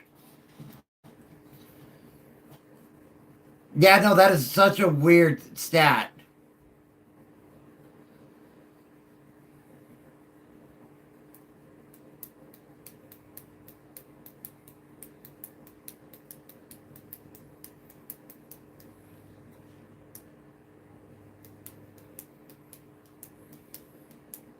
I'm not ignoring your guys' request to come up. I just don't have an open spot.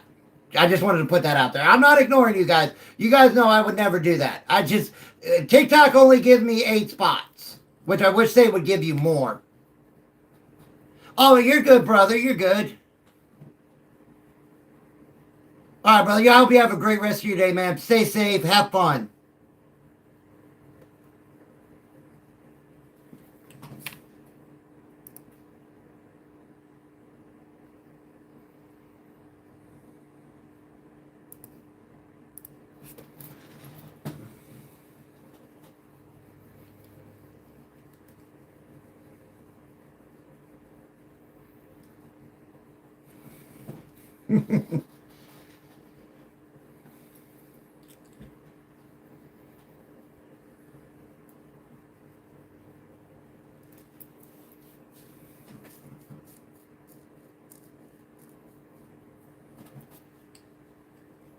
Thank you, Naya. I appreciate that.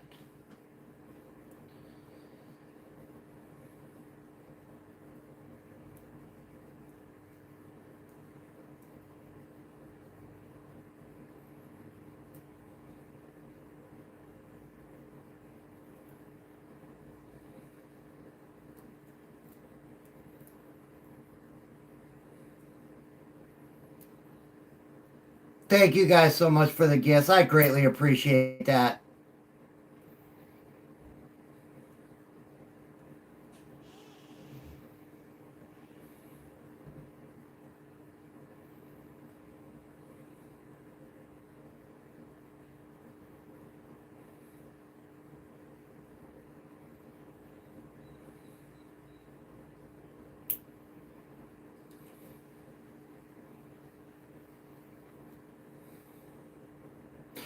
I did, Drip. I did.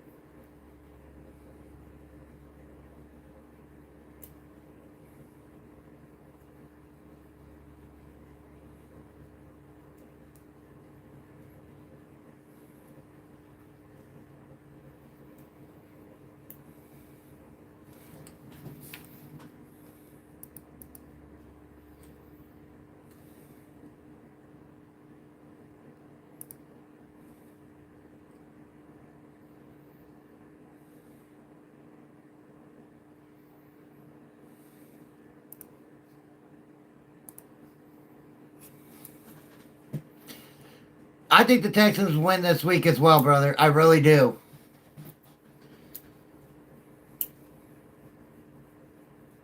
Do you think a change of scenery would do good for both of them, but both team if they did? People forget if this game gets close, the Broncos are accustomed to winning. When Dangle, you're hold on, guys. Hey, guys, before you go off, let me answer this question. Skill that I heard about Justin Herbert was he's thinking about going back to college to finish his degree. I don't think he leaves the Chargers. I really don't. I think he's going to take this all season to get completely healthy, rest that left arm, that left hand, because it's not just his hand. It's his forearm and his elbow as well. I think that the Chargers really have to sit down and really change that interior offensive line to really improve next year. And they got to stay healthy. That is the one thing that really I get it. The 49ers are an injured team. But the Chargers are also an injured team. They were the second most injured team in the NFL, only behind the Washington Commanders. Bless you. So I read about Herbert possibly going back to college to get his degree. I mean, he could still do that, but I don't think he's going to retire from the NFL. I think Herbert wants to win a ring before he retires, and I don't see him being traded, and I don't see him leaving the Chargers. I really don't. Well, there was a report that came out on ESPN yesterday about Herbert wanting to go back to college. Well, it is. But again, I had the Chargers. Okay, I had the Chargers winning the division, and I had them winning the division at the beginning of the year, and all I said was they win the division if they stay healthy. And it didn't happen.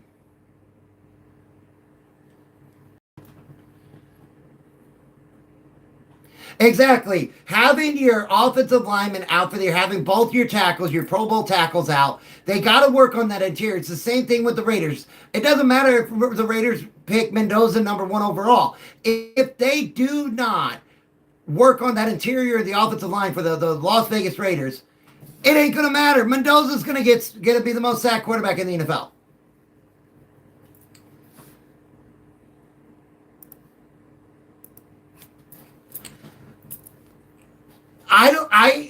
Well, we got to wait and see who they get as their head coach, right? That is going to be a key factor. Who are they going to bring in as their head coach?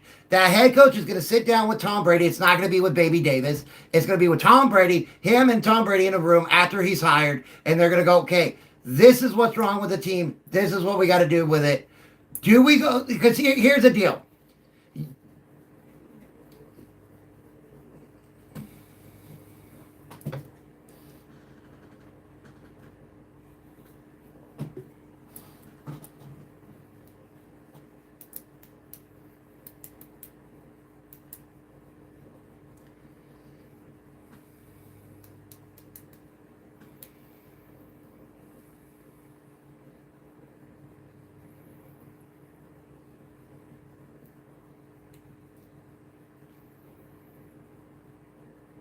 Oh, I thought you would say Ty Simpson.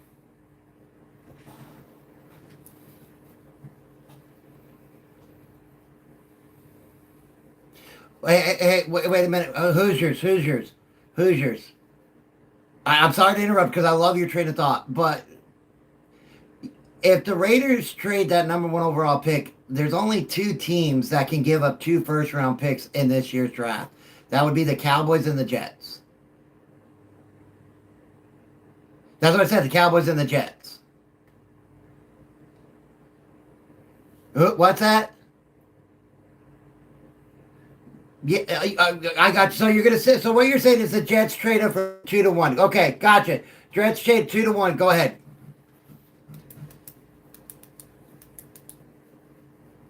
No. I just wanna. I love your train of thought. I really do, and let's follow it. I agree. So we're gonna say the Jets move from 2-1, right, to make sure that they get Mendoza.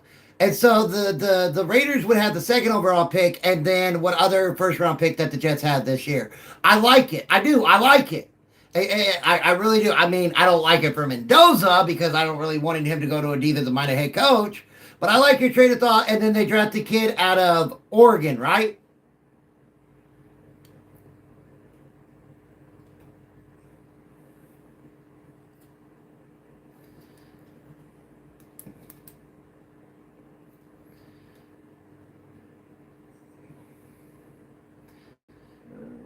Me, but I like it. And I like it. I think I would, you know what, Hoosiers, I think I would go with the center because you can pick up guards in free agency.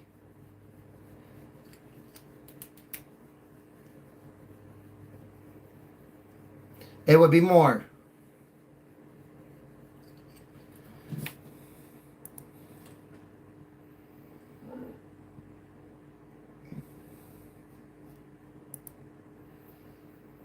I like it. No, I like it a lot. Anytime, AJ. Anytime, brother. I try to let everybody up that I can. Well, okay, so we've got, here's the deal. The first 3 teams need quarterbacks. The Raiders, the Jets, and the Cardinals. That's 1, 2, and 3. They all 3 need quarterbacks. Now, we're all saying that Mendoza and Moore are your top 2. I doubt Ty Simpson gets taken at 3. I think that's just way too high for Ty Simpson.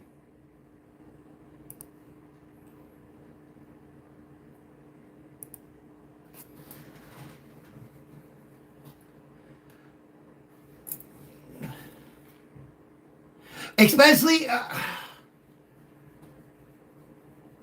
there you go, Joe.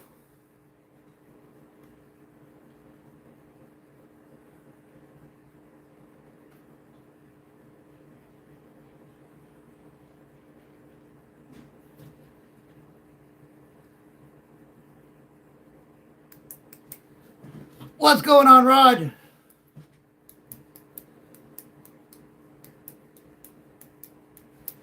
Caleb Stone's best player beside Mendoza, and he's the best defensive pick.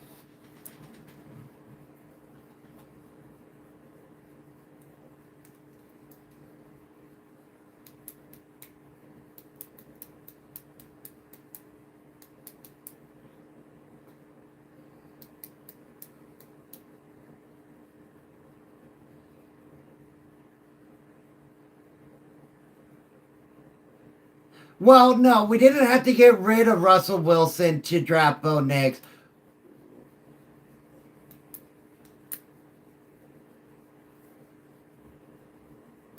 I think it's going to be a close game, Broncos for life. I really do. Unfortunately, I think that the Broncos and the Bills are going to give me massive heart problems on Saturday, and it's going to go down the wire and be a close game. I just have that feeling, unfortunately.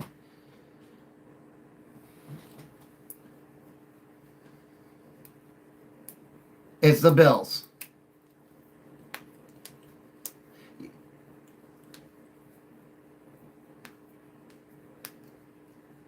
Game on Monday. I do think the Broncos for life. I do think that the Broncos do have a way they could win this game. I really do. I really do. It is going to be a tough game for both matchups. I'm trying to wait to do all my draft picks and everything until everybody declares, right? Until we get the full list of everybody declaring and all that. Because the top 3 draft picks, especially knowing that 2 of the top 3 draft picks, they need head coaches, right? The Raiders and the Cardinals both need head coaches. So it's kind of hard to go, okay, are we going an offensive-minded head coach? Are we going defensive-minded head coach with the Raiders, with the Cardinals? What are they going to do? Are the Cardinals actually going to let go of Kyler Murray like they said they're going to do? What are the Raiders going to do with that interior line? I mean, you got your run game. What are they going to do with Max Crosby? Is he staying? Are they going to trade him for more picks? It all depends on what's going on, Matthew. It all depends on. It keeps knocking you out, all videos. I don't know why, but it does. Where was my train of thought? With the Raiders, right? You got your running back. But what kind of head coach are we going to bring in? Are we bringing in a young guy? Are we bringing in a veteran coach? Are we going with Brian Daboll? Are we going with Mike McCarthy? Could there be a possibility we trade for, Mike Tomlin with Pittsburgh? There's just so many things that could happen. And until we find out who's going to land where, it's kind of hard to decide on, okay, well, who are you going to draft?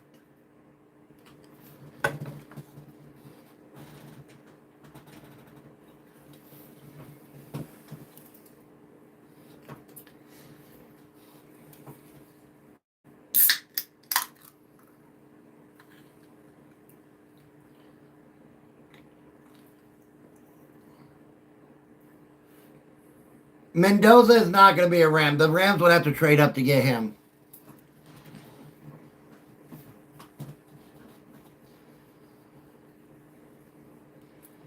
I have Jeremiah Love going to the Kansas City Chiefs.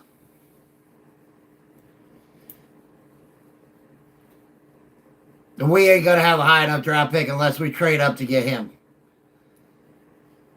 No, I think he's going to Kansas City.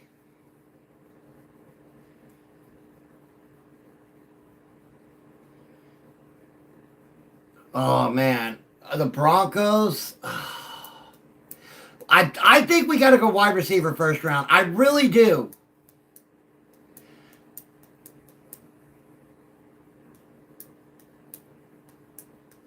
We have to go wide receiver. Let me pull up what I've got right now.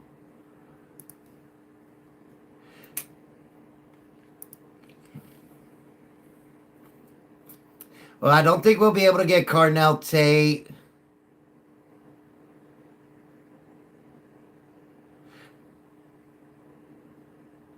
All right, what's your question? Hold on. What's up, Apostle? What do you got?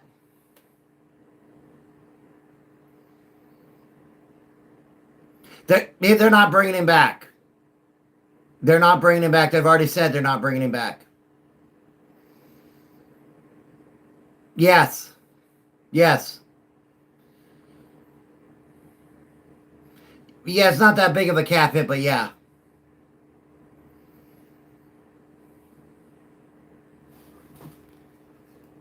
Hold on, let me pull it up for you.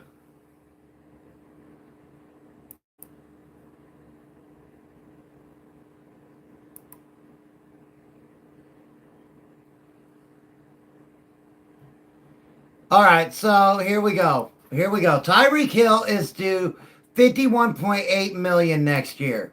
But his hold on. This is how it works. He's due $51.8 million next year, but his dead cap hit is only $28 million. So that's money that's due to him. If I cut him, I take that $28 million divided by 2, I save $37 million next year. Because I'll be paying $14 million dead cap this year, $14 million dead cap the year after that, and I would say $37 million next year on the cap.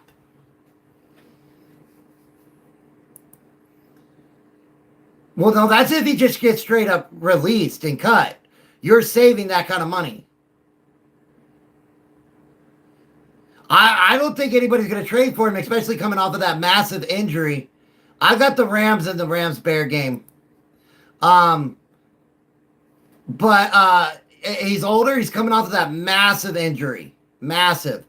And as of, Miami, you're going to be saving a ton of money just by letting him out the door. You're not going to get hardly anything in a trade. You might, if you're lucky, possibly get a 5th rounder because of that injury.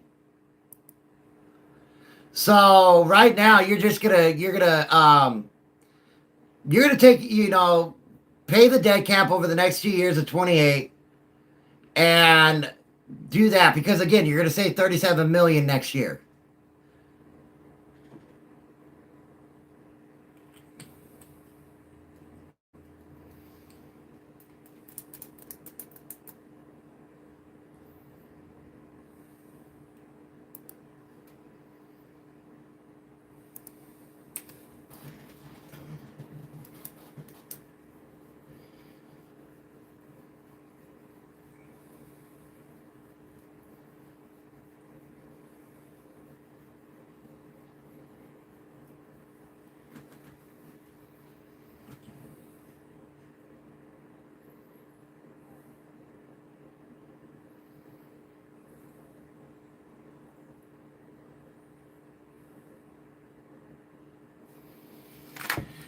All right, so Denzel Washington out of Washington is 6'4", runs a 4.5 40.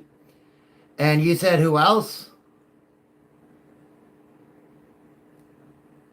Out of Indiana, he's 6'2", runs a 4.6 40. 209, 209.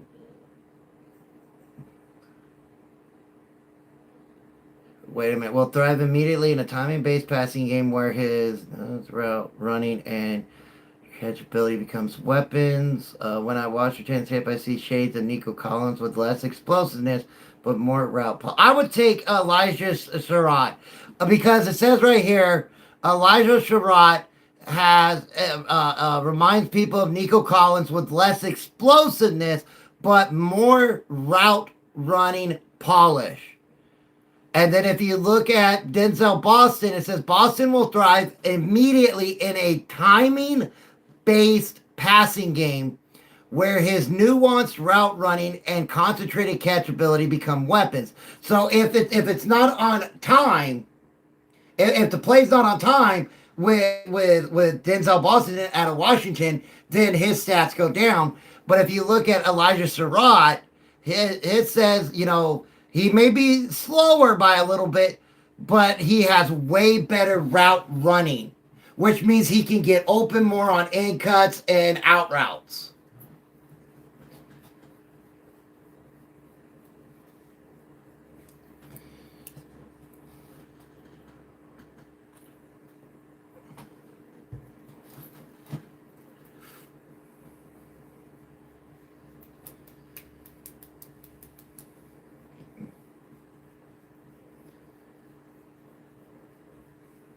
But okay, so I get that you're saying Bo Nix is time-based, but how many plays this year has Bo Nix had to improvise because the protection broke down? He's had to run out of the pocket. He's had to move up in the pocket. And the problem that I've had a lot this year with the Broncos is our center with the high snaps. A high snap completely messes up the timing of every single play. It does. I used to play center. What's up, underdog? I used to play center. A high snap on a quarterback delays a play by half a second to a second. It does. And if you're going to run time-based routes, that half a second just messed up your whole entire route.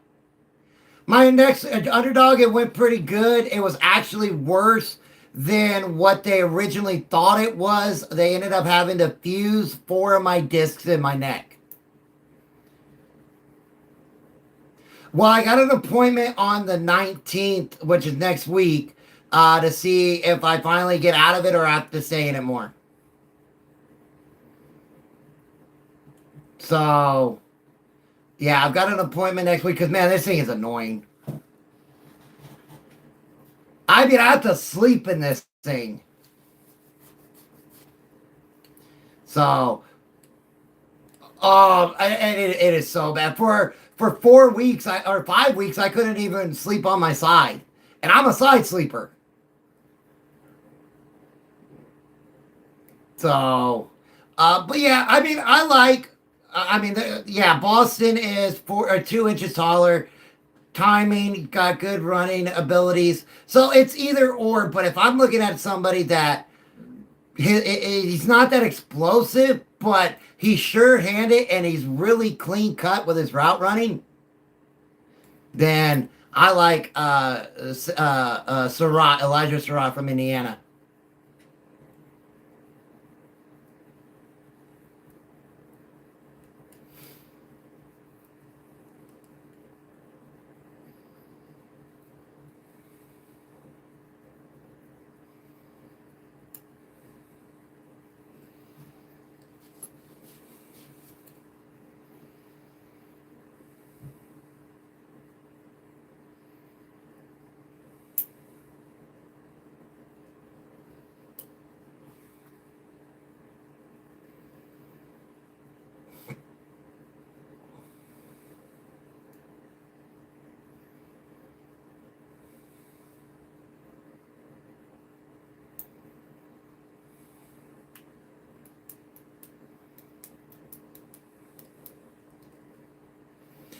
I mean, I would love Jordan Tyson from Arizona State, but we ain't getting him.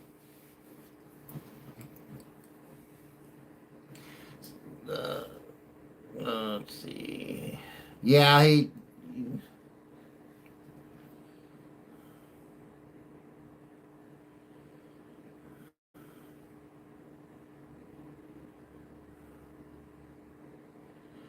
We should be getting some head coaching hiring. I mean, we haven't had any. It seems like people are still waiting for one shoe to fall before they finally go, okay, we're about to hire everybody now.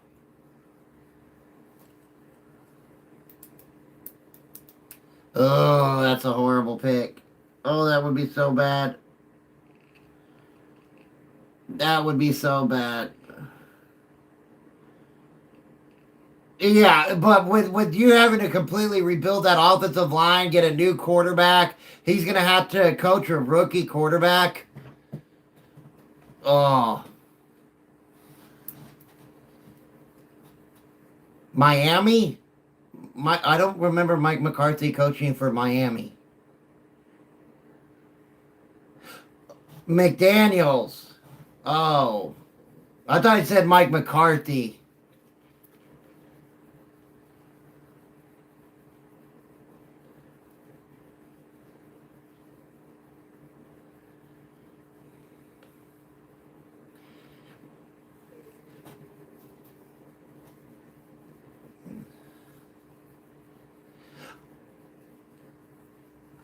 I don't see Mike McDaniels automatically getting a head coaching job again. I think he's going to go as an OC. Now, here's my deal when it comes to Miami. Now, Miami was my grandfather's favorite team.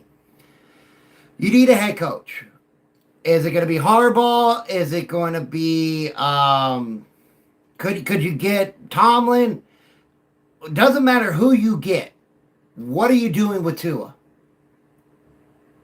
Are you keeping Tua, but he's not your QB1? Are you keeping Tua and he is? Are you cutting him? Are you going with Ewers? What are we going to do? Miami has a lot of questions and no real answers. A lot of questions with no real answers on the board for them. They just don't. Yeah, I like that. I like that.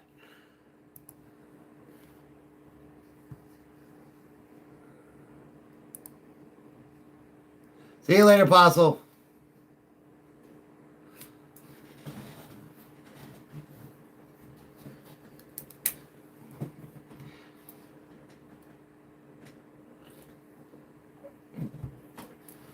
Yeah, I got to give him the 7 Mississippis, right?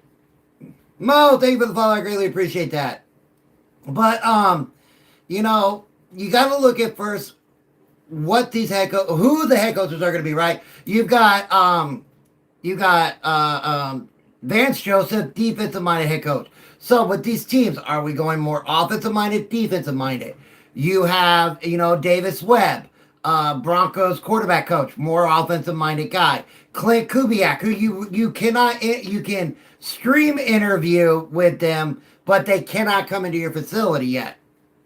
You got Clint Kubiak out of Seattle. You got John Harbaugh. Again, the possibility of a trade for Mike Tomlin. There is that possibility. With the 1 year left on his deal, they could trade for somebody could trade for him. It is going to cost you a first-round draft pick.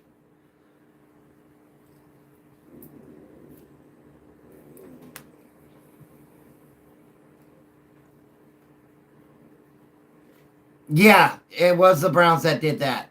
And again, so let's say you take the Browns job. The Browns job right now is very hard because you got Deshaun Watson who's coming back, who has a $130-some-odd million contract that's hanging around his neck, and he wants to start. But then you got this rookie kid named Shadur Sanders that everybody loves.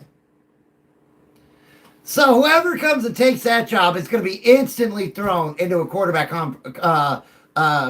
quarterback competition and a quarterback controversy.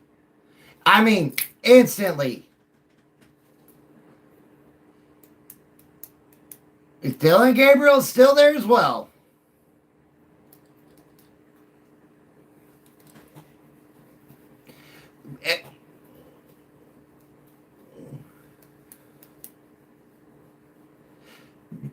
They are, yeah, they're not sitting $130-some-odd million quarterback as a backup. That just ain't gonna happen. And on top, and here's another problem. Here's another problem. Over the last 4 years with the Browns, Deshaun Watson's only played 9 games. Over a 4-year period, he's only played 9 games. Yep.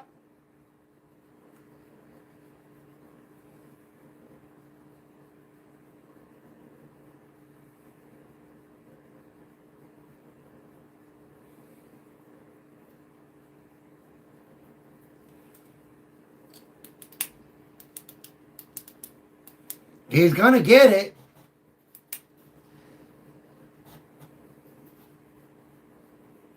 Dolphins already have a general manager.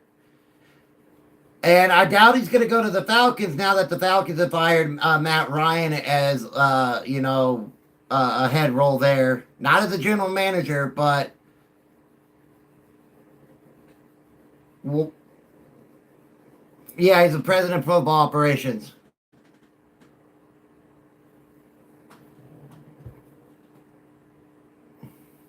No, he didn't get fired. He just got hired.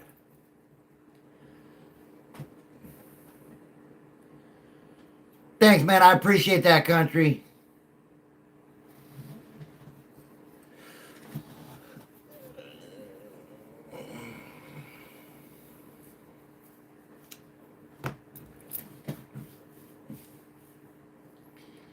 I think that has got to be the number one spot is the Giants. You got Dart, you got Scatterboo coming back, you got Neighbors coming back. You got a pretty good defense there. You just got to tweak.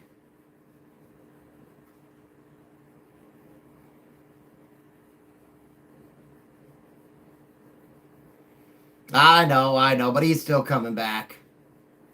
You would come back to play with Harbaugh, right?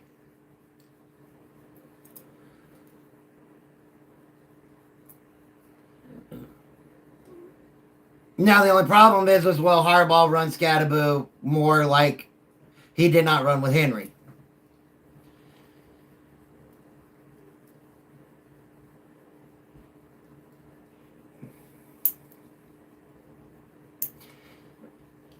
Well, if they were to fix that field, it would be a lot less stressful. Yeah, that was what it was that hit drop tackle. Give you a more challenging gift goal.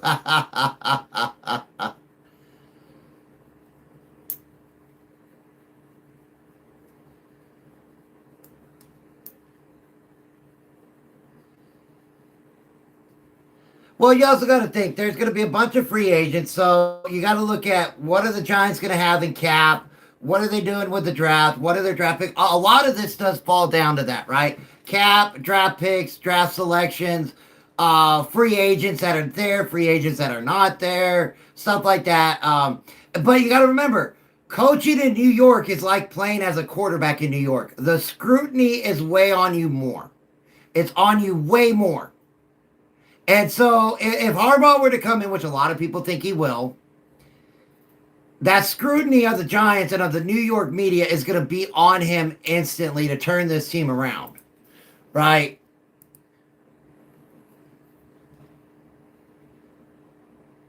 Very true. Very true.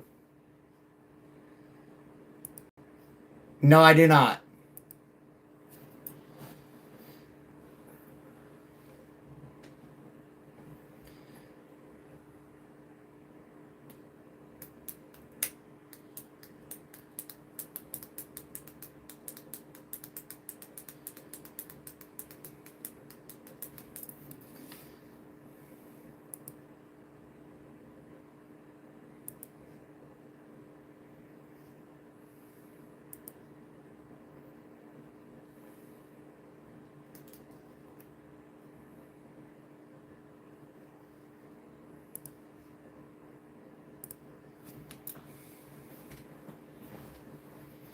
What's going on, brother?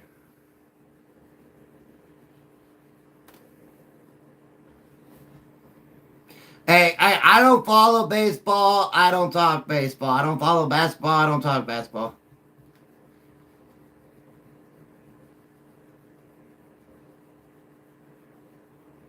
Yes, sir. What's up, What's up, Archangel?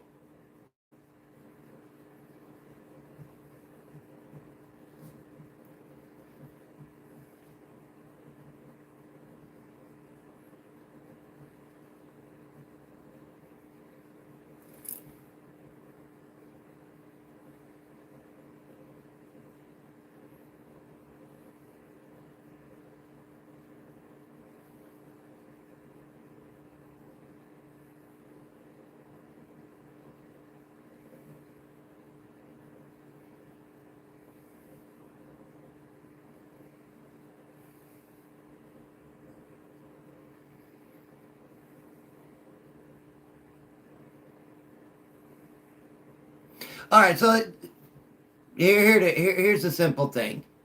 You gotta contain Josh Allen the same way you contain Patrick Mahomes. It's the same thing. You gotta keep him in that pocket. You gotta take his run game away. If you can take his run game away and you contain him in the pocket, where now he has to rely on his wide receivers, on Cook, on what's his name, on no, not Johnson, Shakir, on Cook, on Shakir, on Knox, on Kincaid. By taking away his legs, by taking away the run game, and keeping him contained in that pocket, the Broncos have a great defensive backfield. And by able to do that, that is what you got to do. And you got to remember, the Broncos have Benito and Cooper on the outside, Roach, Franklin Myers, and Allen. And Allen, by the way, leads the NFL in the most quarterback pressures. May not be sacks, but it is pressures, and that is still a very good stat to have. Now, on the flip side, the Broncos cannot turn the ball over on offense, and they cannot have more than 4 drops, or they lose this game.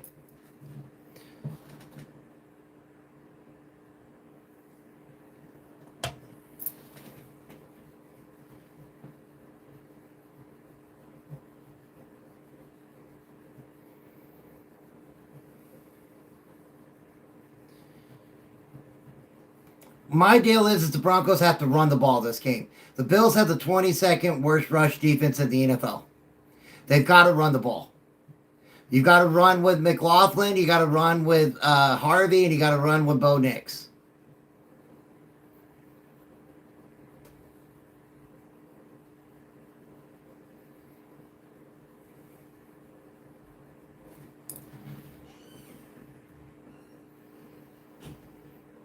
I agree, BJ. That'd be funny.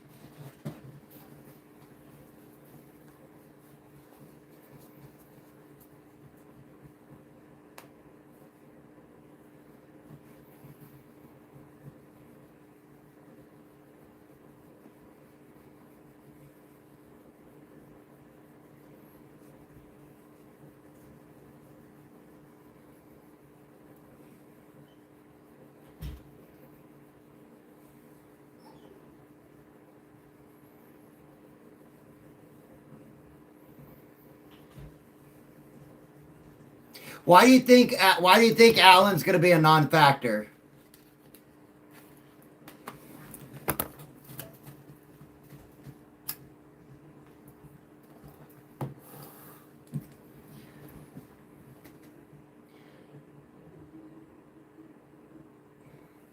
So, but that hold on. By having him doubled, that makes him the most factored player on that defensive line.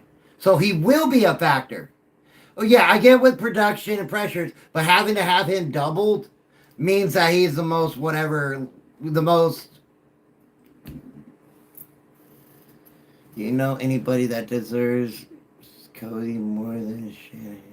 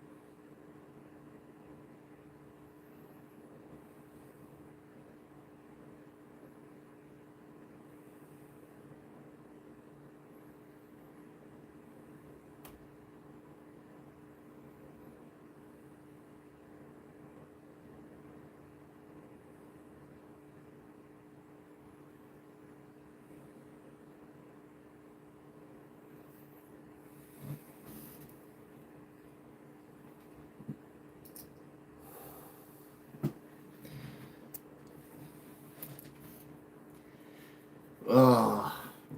Why did you have to bring that up? I read that, but I still can't stand him. This game is going to be absolutely so horrible with Romo.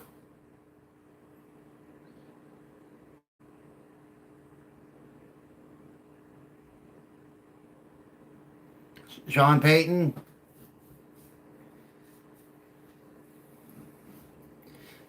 Absolutely. There you go. That defense is going to tear that offensive line apart.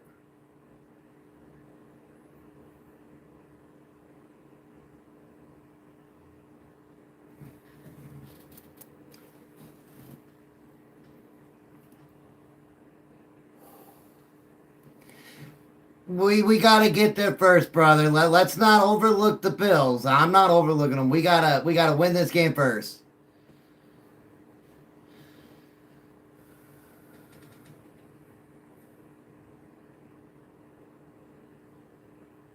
No, you're good, brother.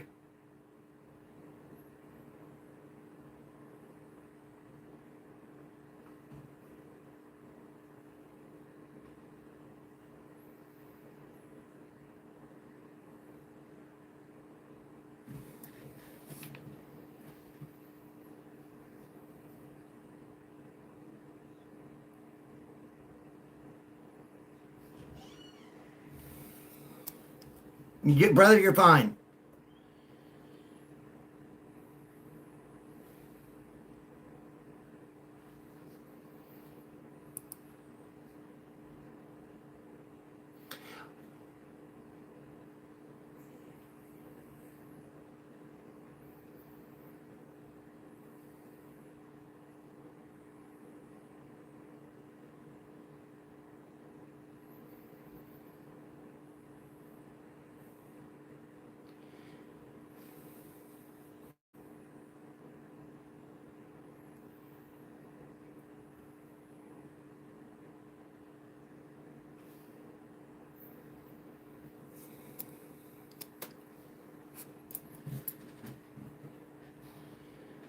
Oh, it absolutely is. So, according to ESPN Bet, they have the Broncos by 1.5, but everybody else had the Bills by 3.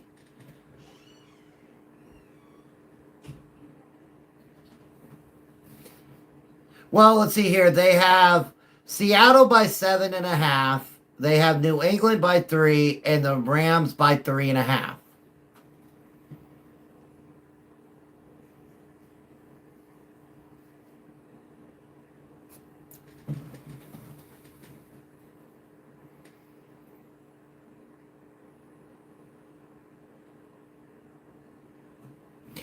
The Rams are favored by 3.5.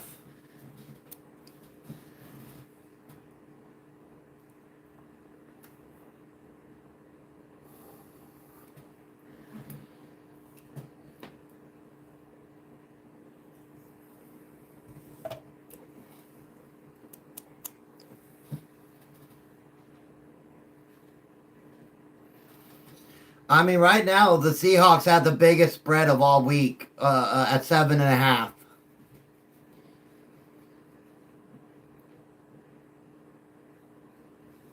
Okay.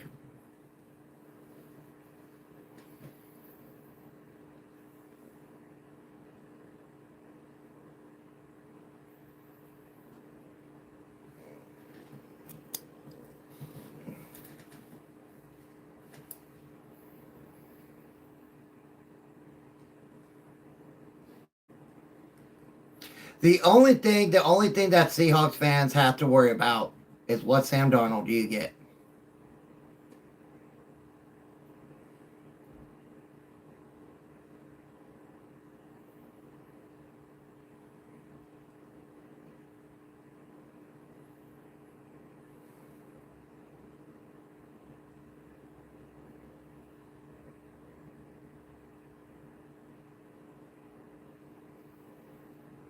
Wow.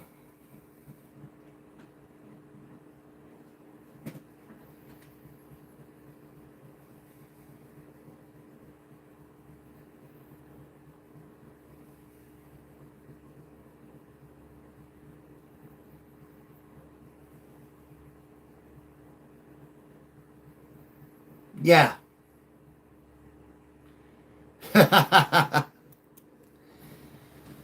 Well, Colva, I'll tell you this. If that were to happen, if the Broncos and the Seahawks play in the Super Bowl again, here's the whole different part in my life. The last time the Broncos played the Super Bowl, it was just, I had no Seahawk fans. Now, my son-in-law is a Seahawks fan. So, if it is the Broncos and the Seahawks in the Super Bowl, as soon as I bring it up, he gets in the chat. As soon as I bring it up, he gets in the chat.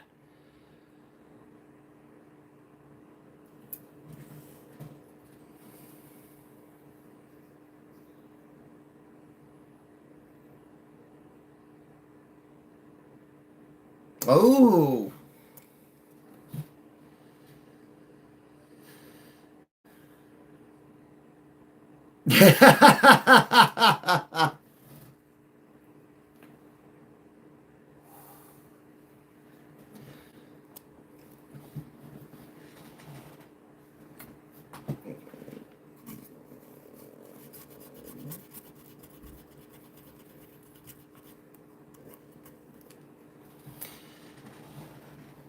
So that would mean that the 49ers would win this week and then beat either the Rams or the Bears.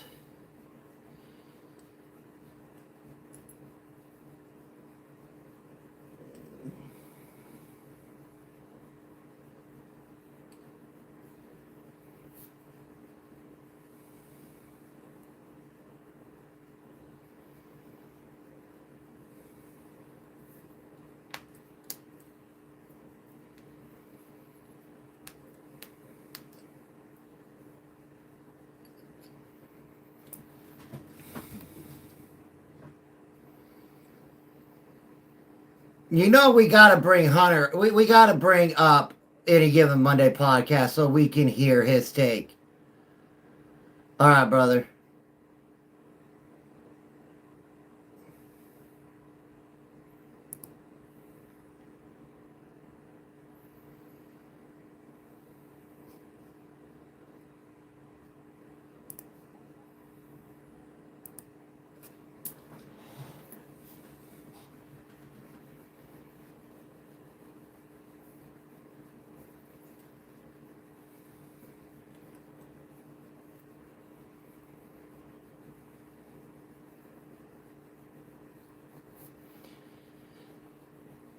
That would be a very interesting AFC Championship game. Broncos and Texans. You got the number 1 defense versus the number 2 defense.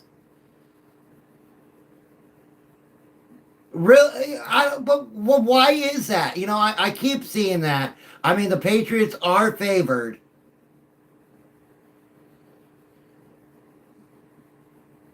Oh, man, CJ Stroud worried me so much last night. But look at this, though. Look how many points...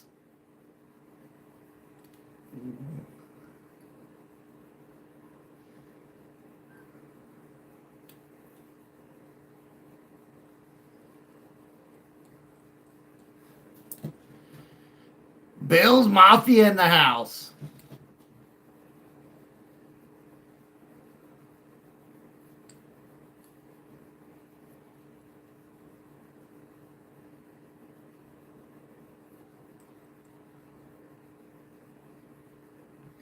Hey, I would not be praising any Sam Darnold nothing against the Texans. I would not praise a single thing about Sam Darnold and the Seattle Seahawks against the Texans, because if the Texans would have started Woody Marks, y'all wouldn't have won that game. And I know it's a lot of woulda, coulda, shouldas, but y'all have 4 turnovers and a strip sack for a touchdown.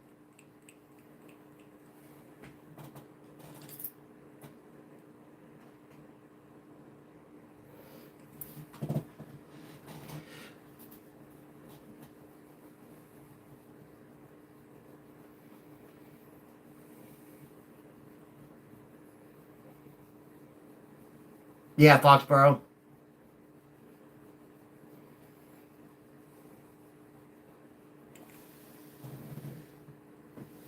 Absolutely, brother. Much respect for the Bills as well.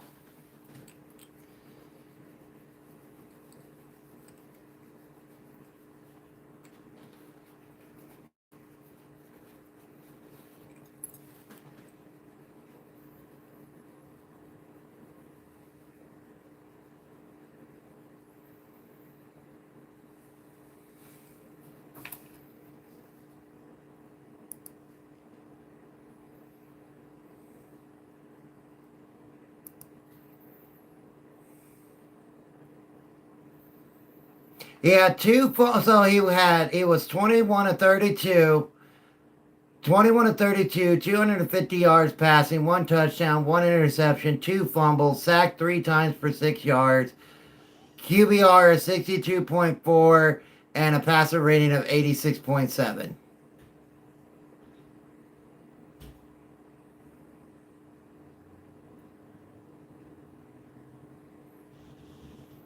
CJ Stroud had 5 fumbles, but recovered 3. No, I don't think Nico's going to be ready either.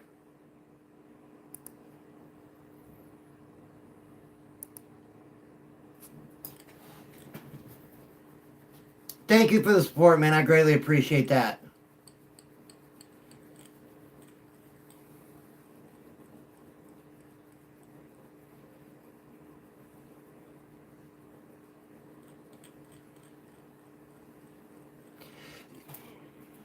No, it'd be the Niners beating the Seahawks per the spread would be the biggest upset.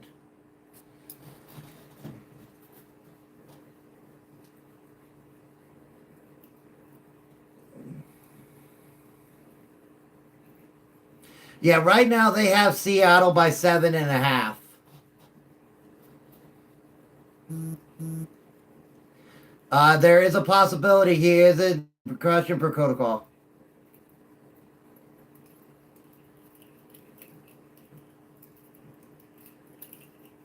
The Patriots. Oh, so the number 1 teams play on Saturday, and the number 2 teams play on Sunday.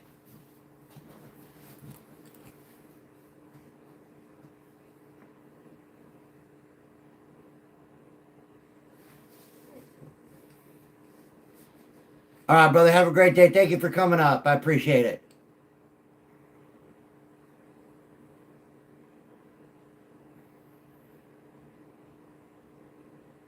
I don't think I've ever seen it.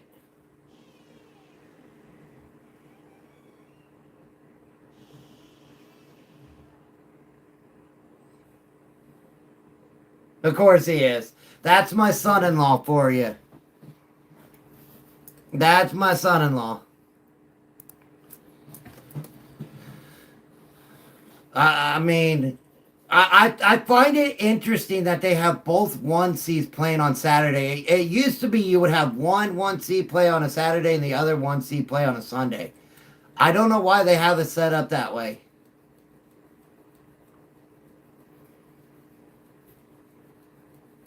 For rest, that's the only thing I can think of.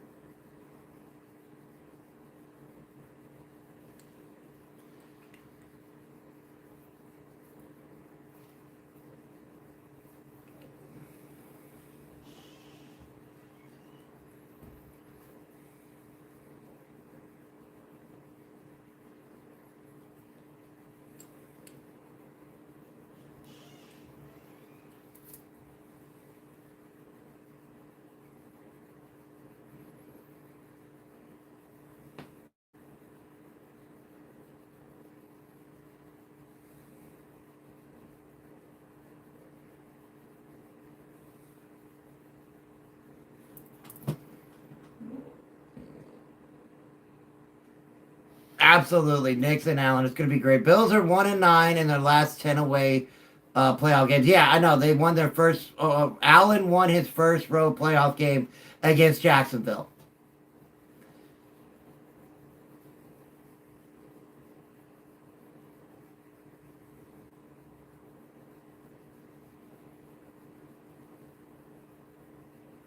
Yeah, it was on a Monday. That was his first road playoff win. Yep. And just think about this. Think if the Bills and the Texans both win, the AFC Championship game will be in Houston.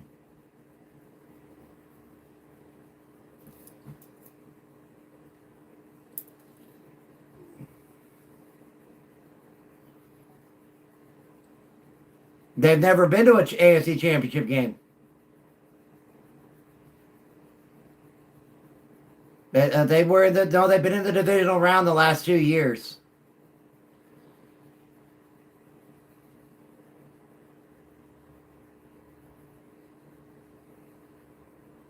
No, they were in the divisional round the last 2 years with CJ Stroud. They got bounced by the Chiefs last year, and was it the? Well, I'm talking about CJ Stroud. It was, I think it was Buffalo the year before, and then the Chiefs last year. Or it was Baltimore. Thank you, Daniel.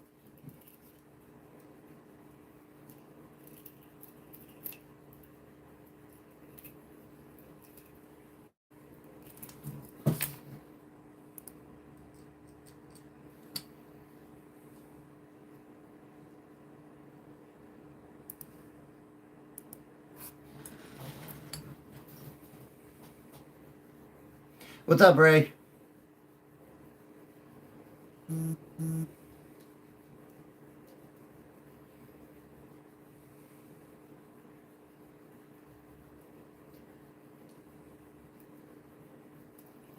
Yeah.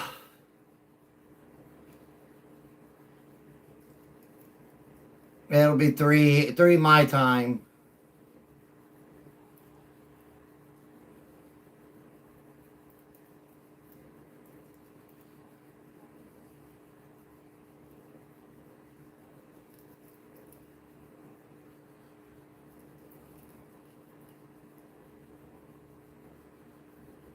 Yeah, you would.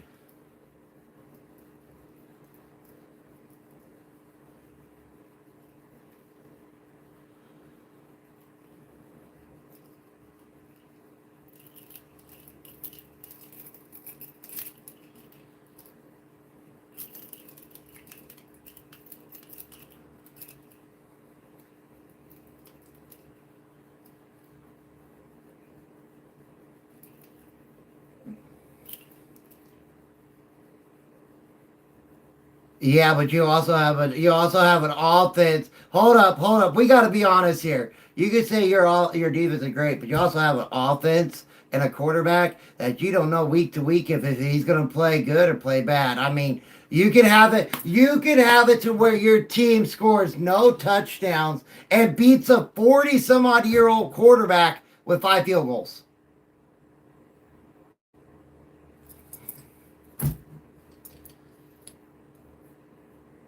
Well, I'll get any given Monday podcast is my son-in-law, so he likes to come in here and give me crap, which I love him for. That's his job.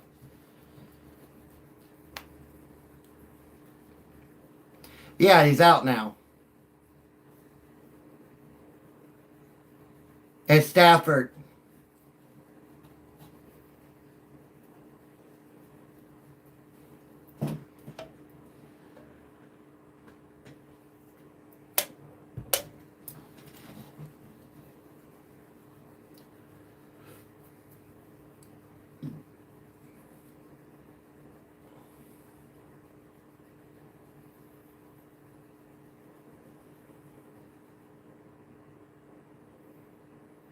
Well, that all depends on what app you look at.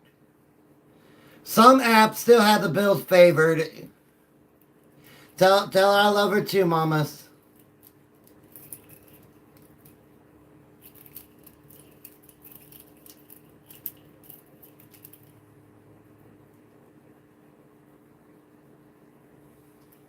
Now it's Denver, 1.5. Well, on ESPN DraftKings, they are.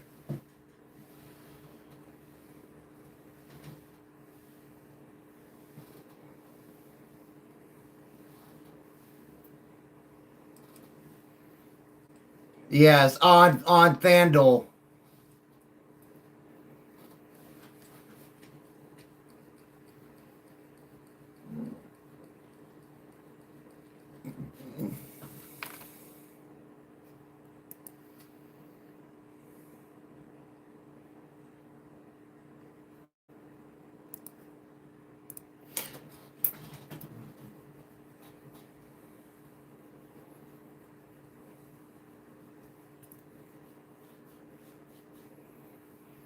And you got to remember, you got to let's see here. One big stat to know is no coach has ever won a Super Bowl in multiple teams or even made it. Yep.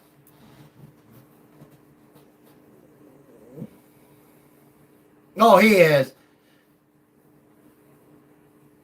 Oh, I cannot stand Tony Romo.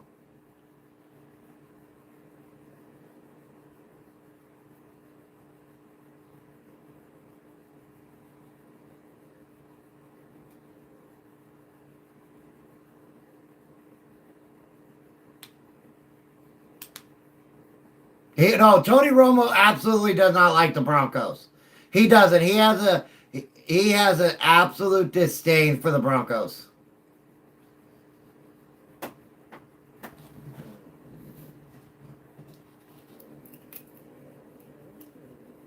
Yeah, I did not want Von Miller back in Denver. I mean,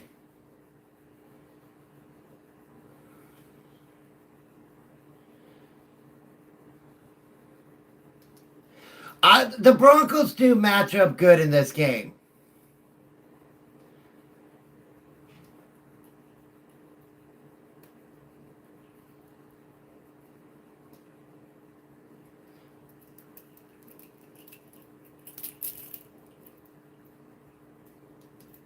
I don't even know what the hell that is.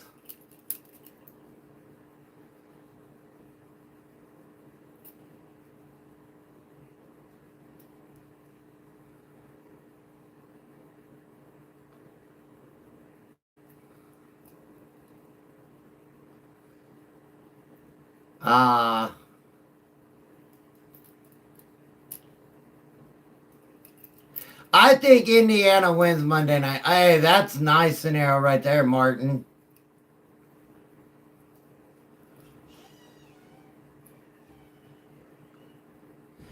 I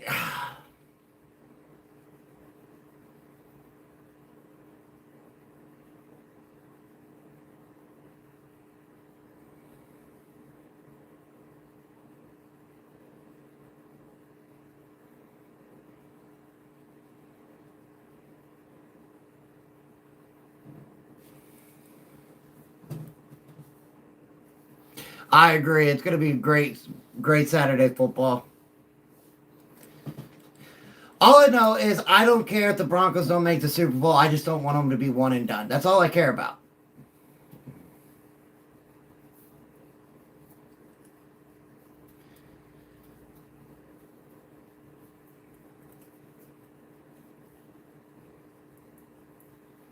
Well, if we win, then we're playing with house money. That's what I mean. If we win, we're playing with house money.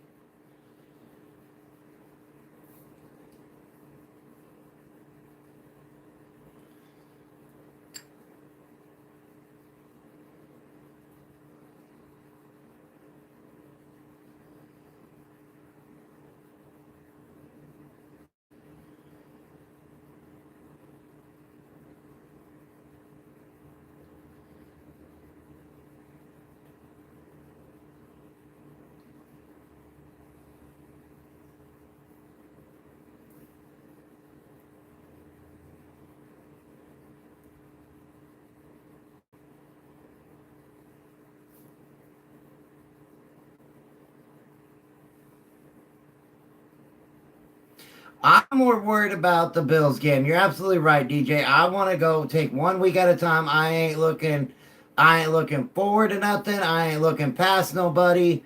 I just want to focus on the Bills. I want to focus on Josh Allen. I know he's banged up. I know that left leg of his and that left knee and left foot is banged up. I know his hand is banged up too after hitting his hand off the helmet. But he's still Josh Allen. He's still Superman, right? So, oh man, thank you for that, brother. That was awesome. I appreciate that. So, I mean, I just need I just need them to come out. Make sure the number one thing besides running the ball is catch the ball. That's it right there. Well, the Rams have got to beat the Bears first, right? Don't overlook. Let's not overlook anybody, right? The Packers overlooked the Bears and they ended up losing.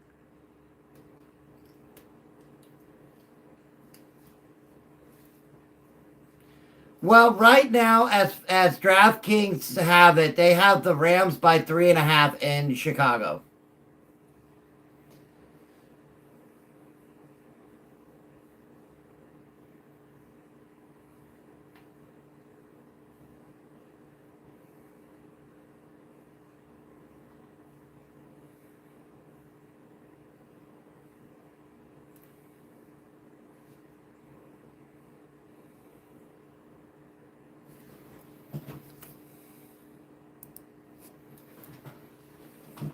Here's another thing that we got to take into account, guys. Hold on. It's going to be 17 degrees in Chicago.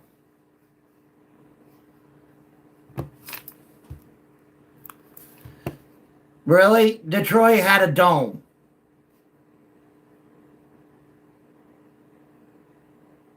Yeah, he did have to play outside, but that was before he was almost 40 years old with a bad back. I'm 40 years old with a bad back and neck. Trust me, that cold affects you a lot differently.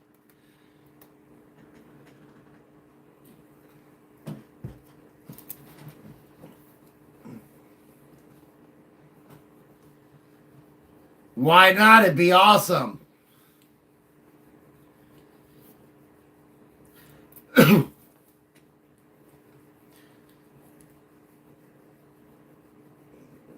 Yeah, that was cool. So it's and here's another thing for the Texans. They're a dome team. They're playing in Foxborough. It's gonna be 35 degrees. It also looks like it could be snowing during the Chicago game, according to ESPN.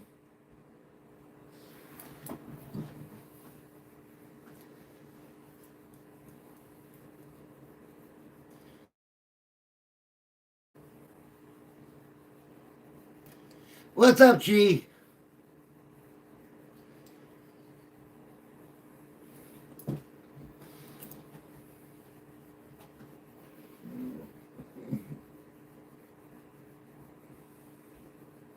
Last year.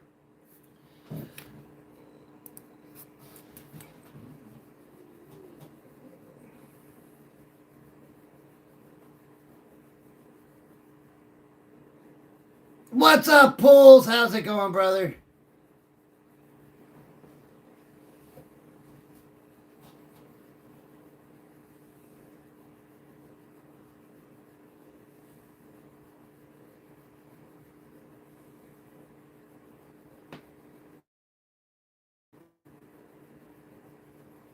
Oh man, that's yeah, you're good, brother. You're good.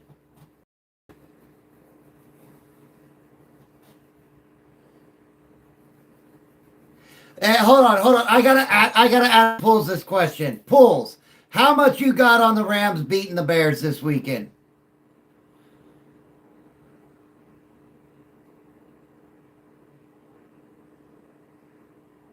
Okay.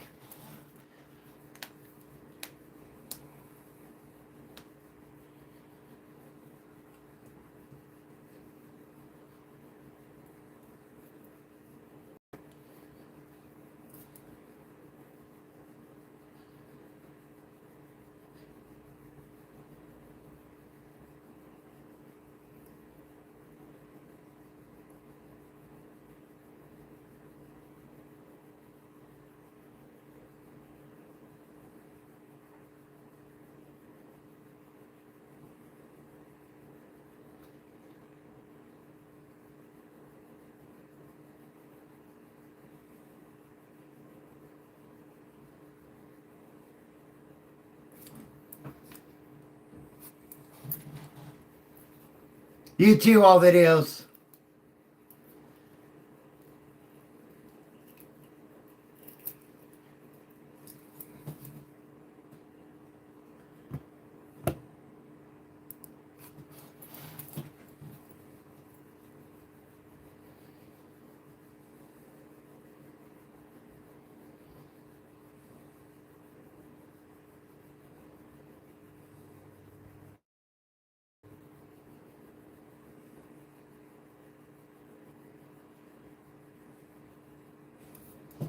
It's going pretty good, Donnie. How about yourself?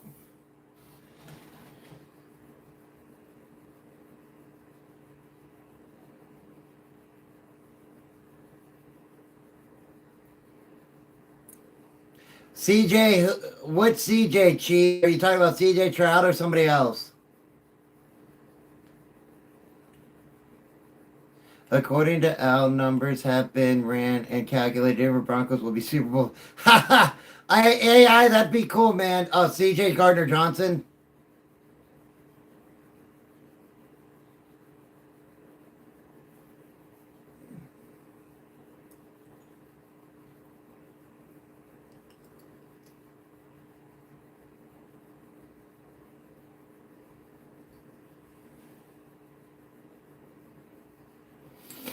I tell you, man, I am worried about this game. I love Bills Mafia. I do, but I want my team to win. I really, really do.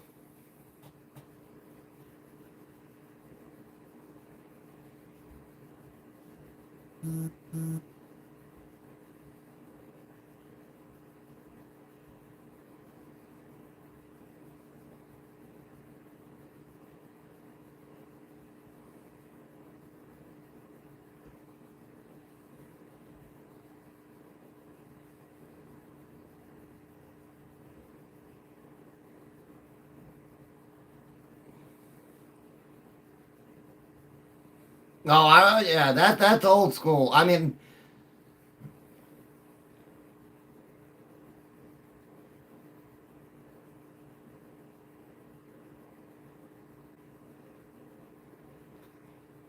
oh yeah.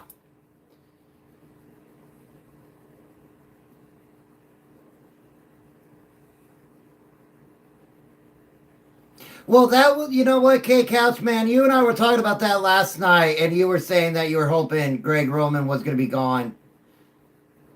So,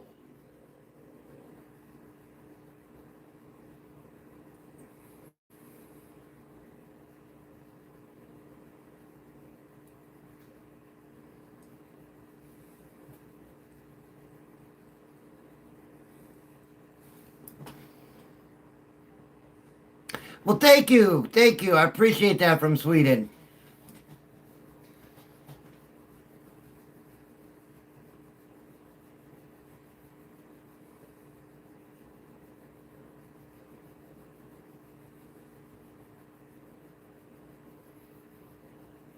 The only one that I think could happen, and I don't really want to say fired, I want to say most likely pushed out the door is Tomlin. Yeah, it's not gonna be a firing, but it's gonna be an agreement. You're out the door.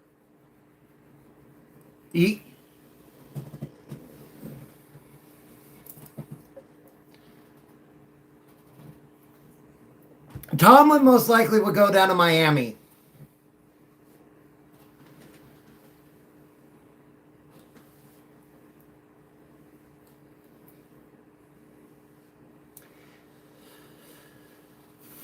It's not going to happen. As a native to the city and a fan of this team, Tomlin isn't going anywhere. The only reason why, Glee Man, I get it. Glee Man, I get you're a Steeler fan, but he's got that 1 year left on his contract.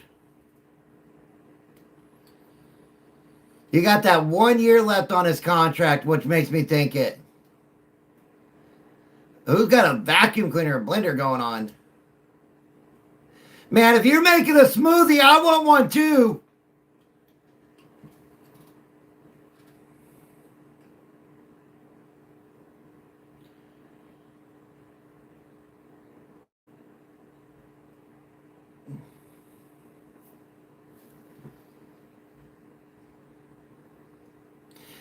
Well, it's not only okay. So we know. Well, hold on. The Bills play in cold weather, but cold weather and altitude, the air is going to be a lot thicker, so that is going to play a factor.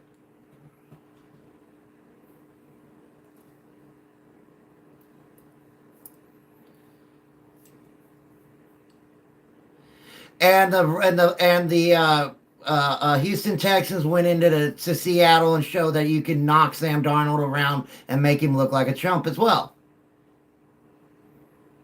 But they still made your quarterback look like a chump. So,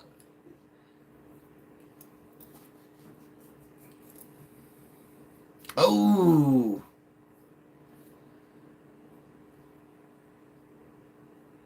I keep hearing that rumor that JK could be back this week. If it were to be announced, it ain't going to be announced till Friday.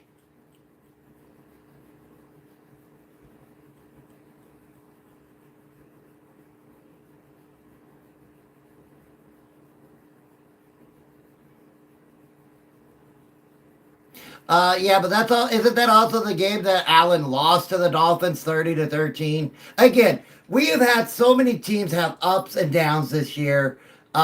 Lose to teams they shouldn't have lost to, beat teams that they shouldn't have beat.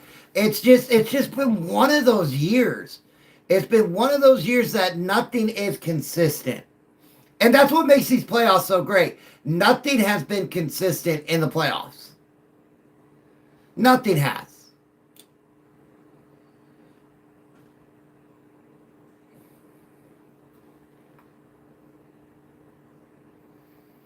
Exactly. Go ahead.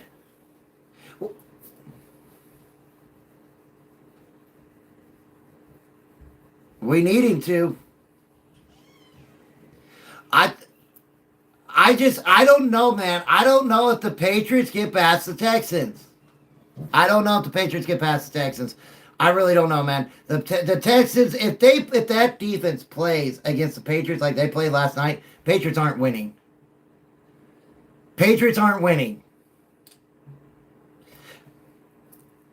It doesn't matter. It does matter, but it doesn't matter because the Steelers had 3 opportunities to go up in that game. 3 opportunities with 2 fumbles and an interception, and the Texans defense came out on 2 of those turnovers and held them to 3 and outs.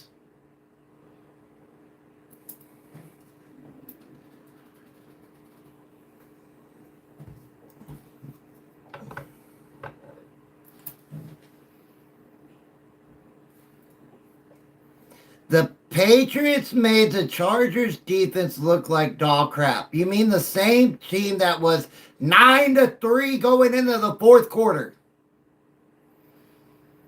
9-3. Let's not forget that. This whole high-powered defense or offense of the Patriots, it was 9-3 in the 4th quarter.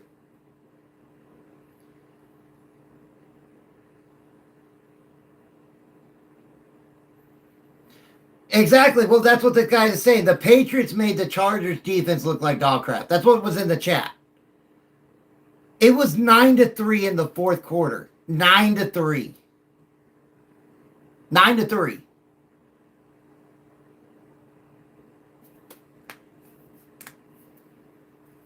Drake May looked uncomfortable. The whole offense looked unsettled. He couldn't run the ball, nothing. And I can tell you this right now, that Texas defense is way stronger. But guys, I'm sorry. I have to end it here. I have a therapy appointment in about 5 minutes. So I got to cut it short. Thank you guys so much for coming in. No, it's for my PTSD. I love you too, mamas. Yeah, I have a therapy appointment for my PTSD from the military. Absolutely, guys. Hey, I hope y'all come back in tomorrow. I will be back on again at 11 a.m. Eastern.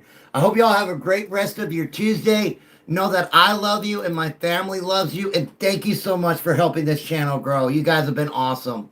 And I hope to see you. God bless, guys.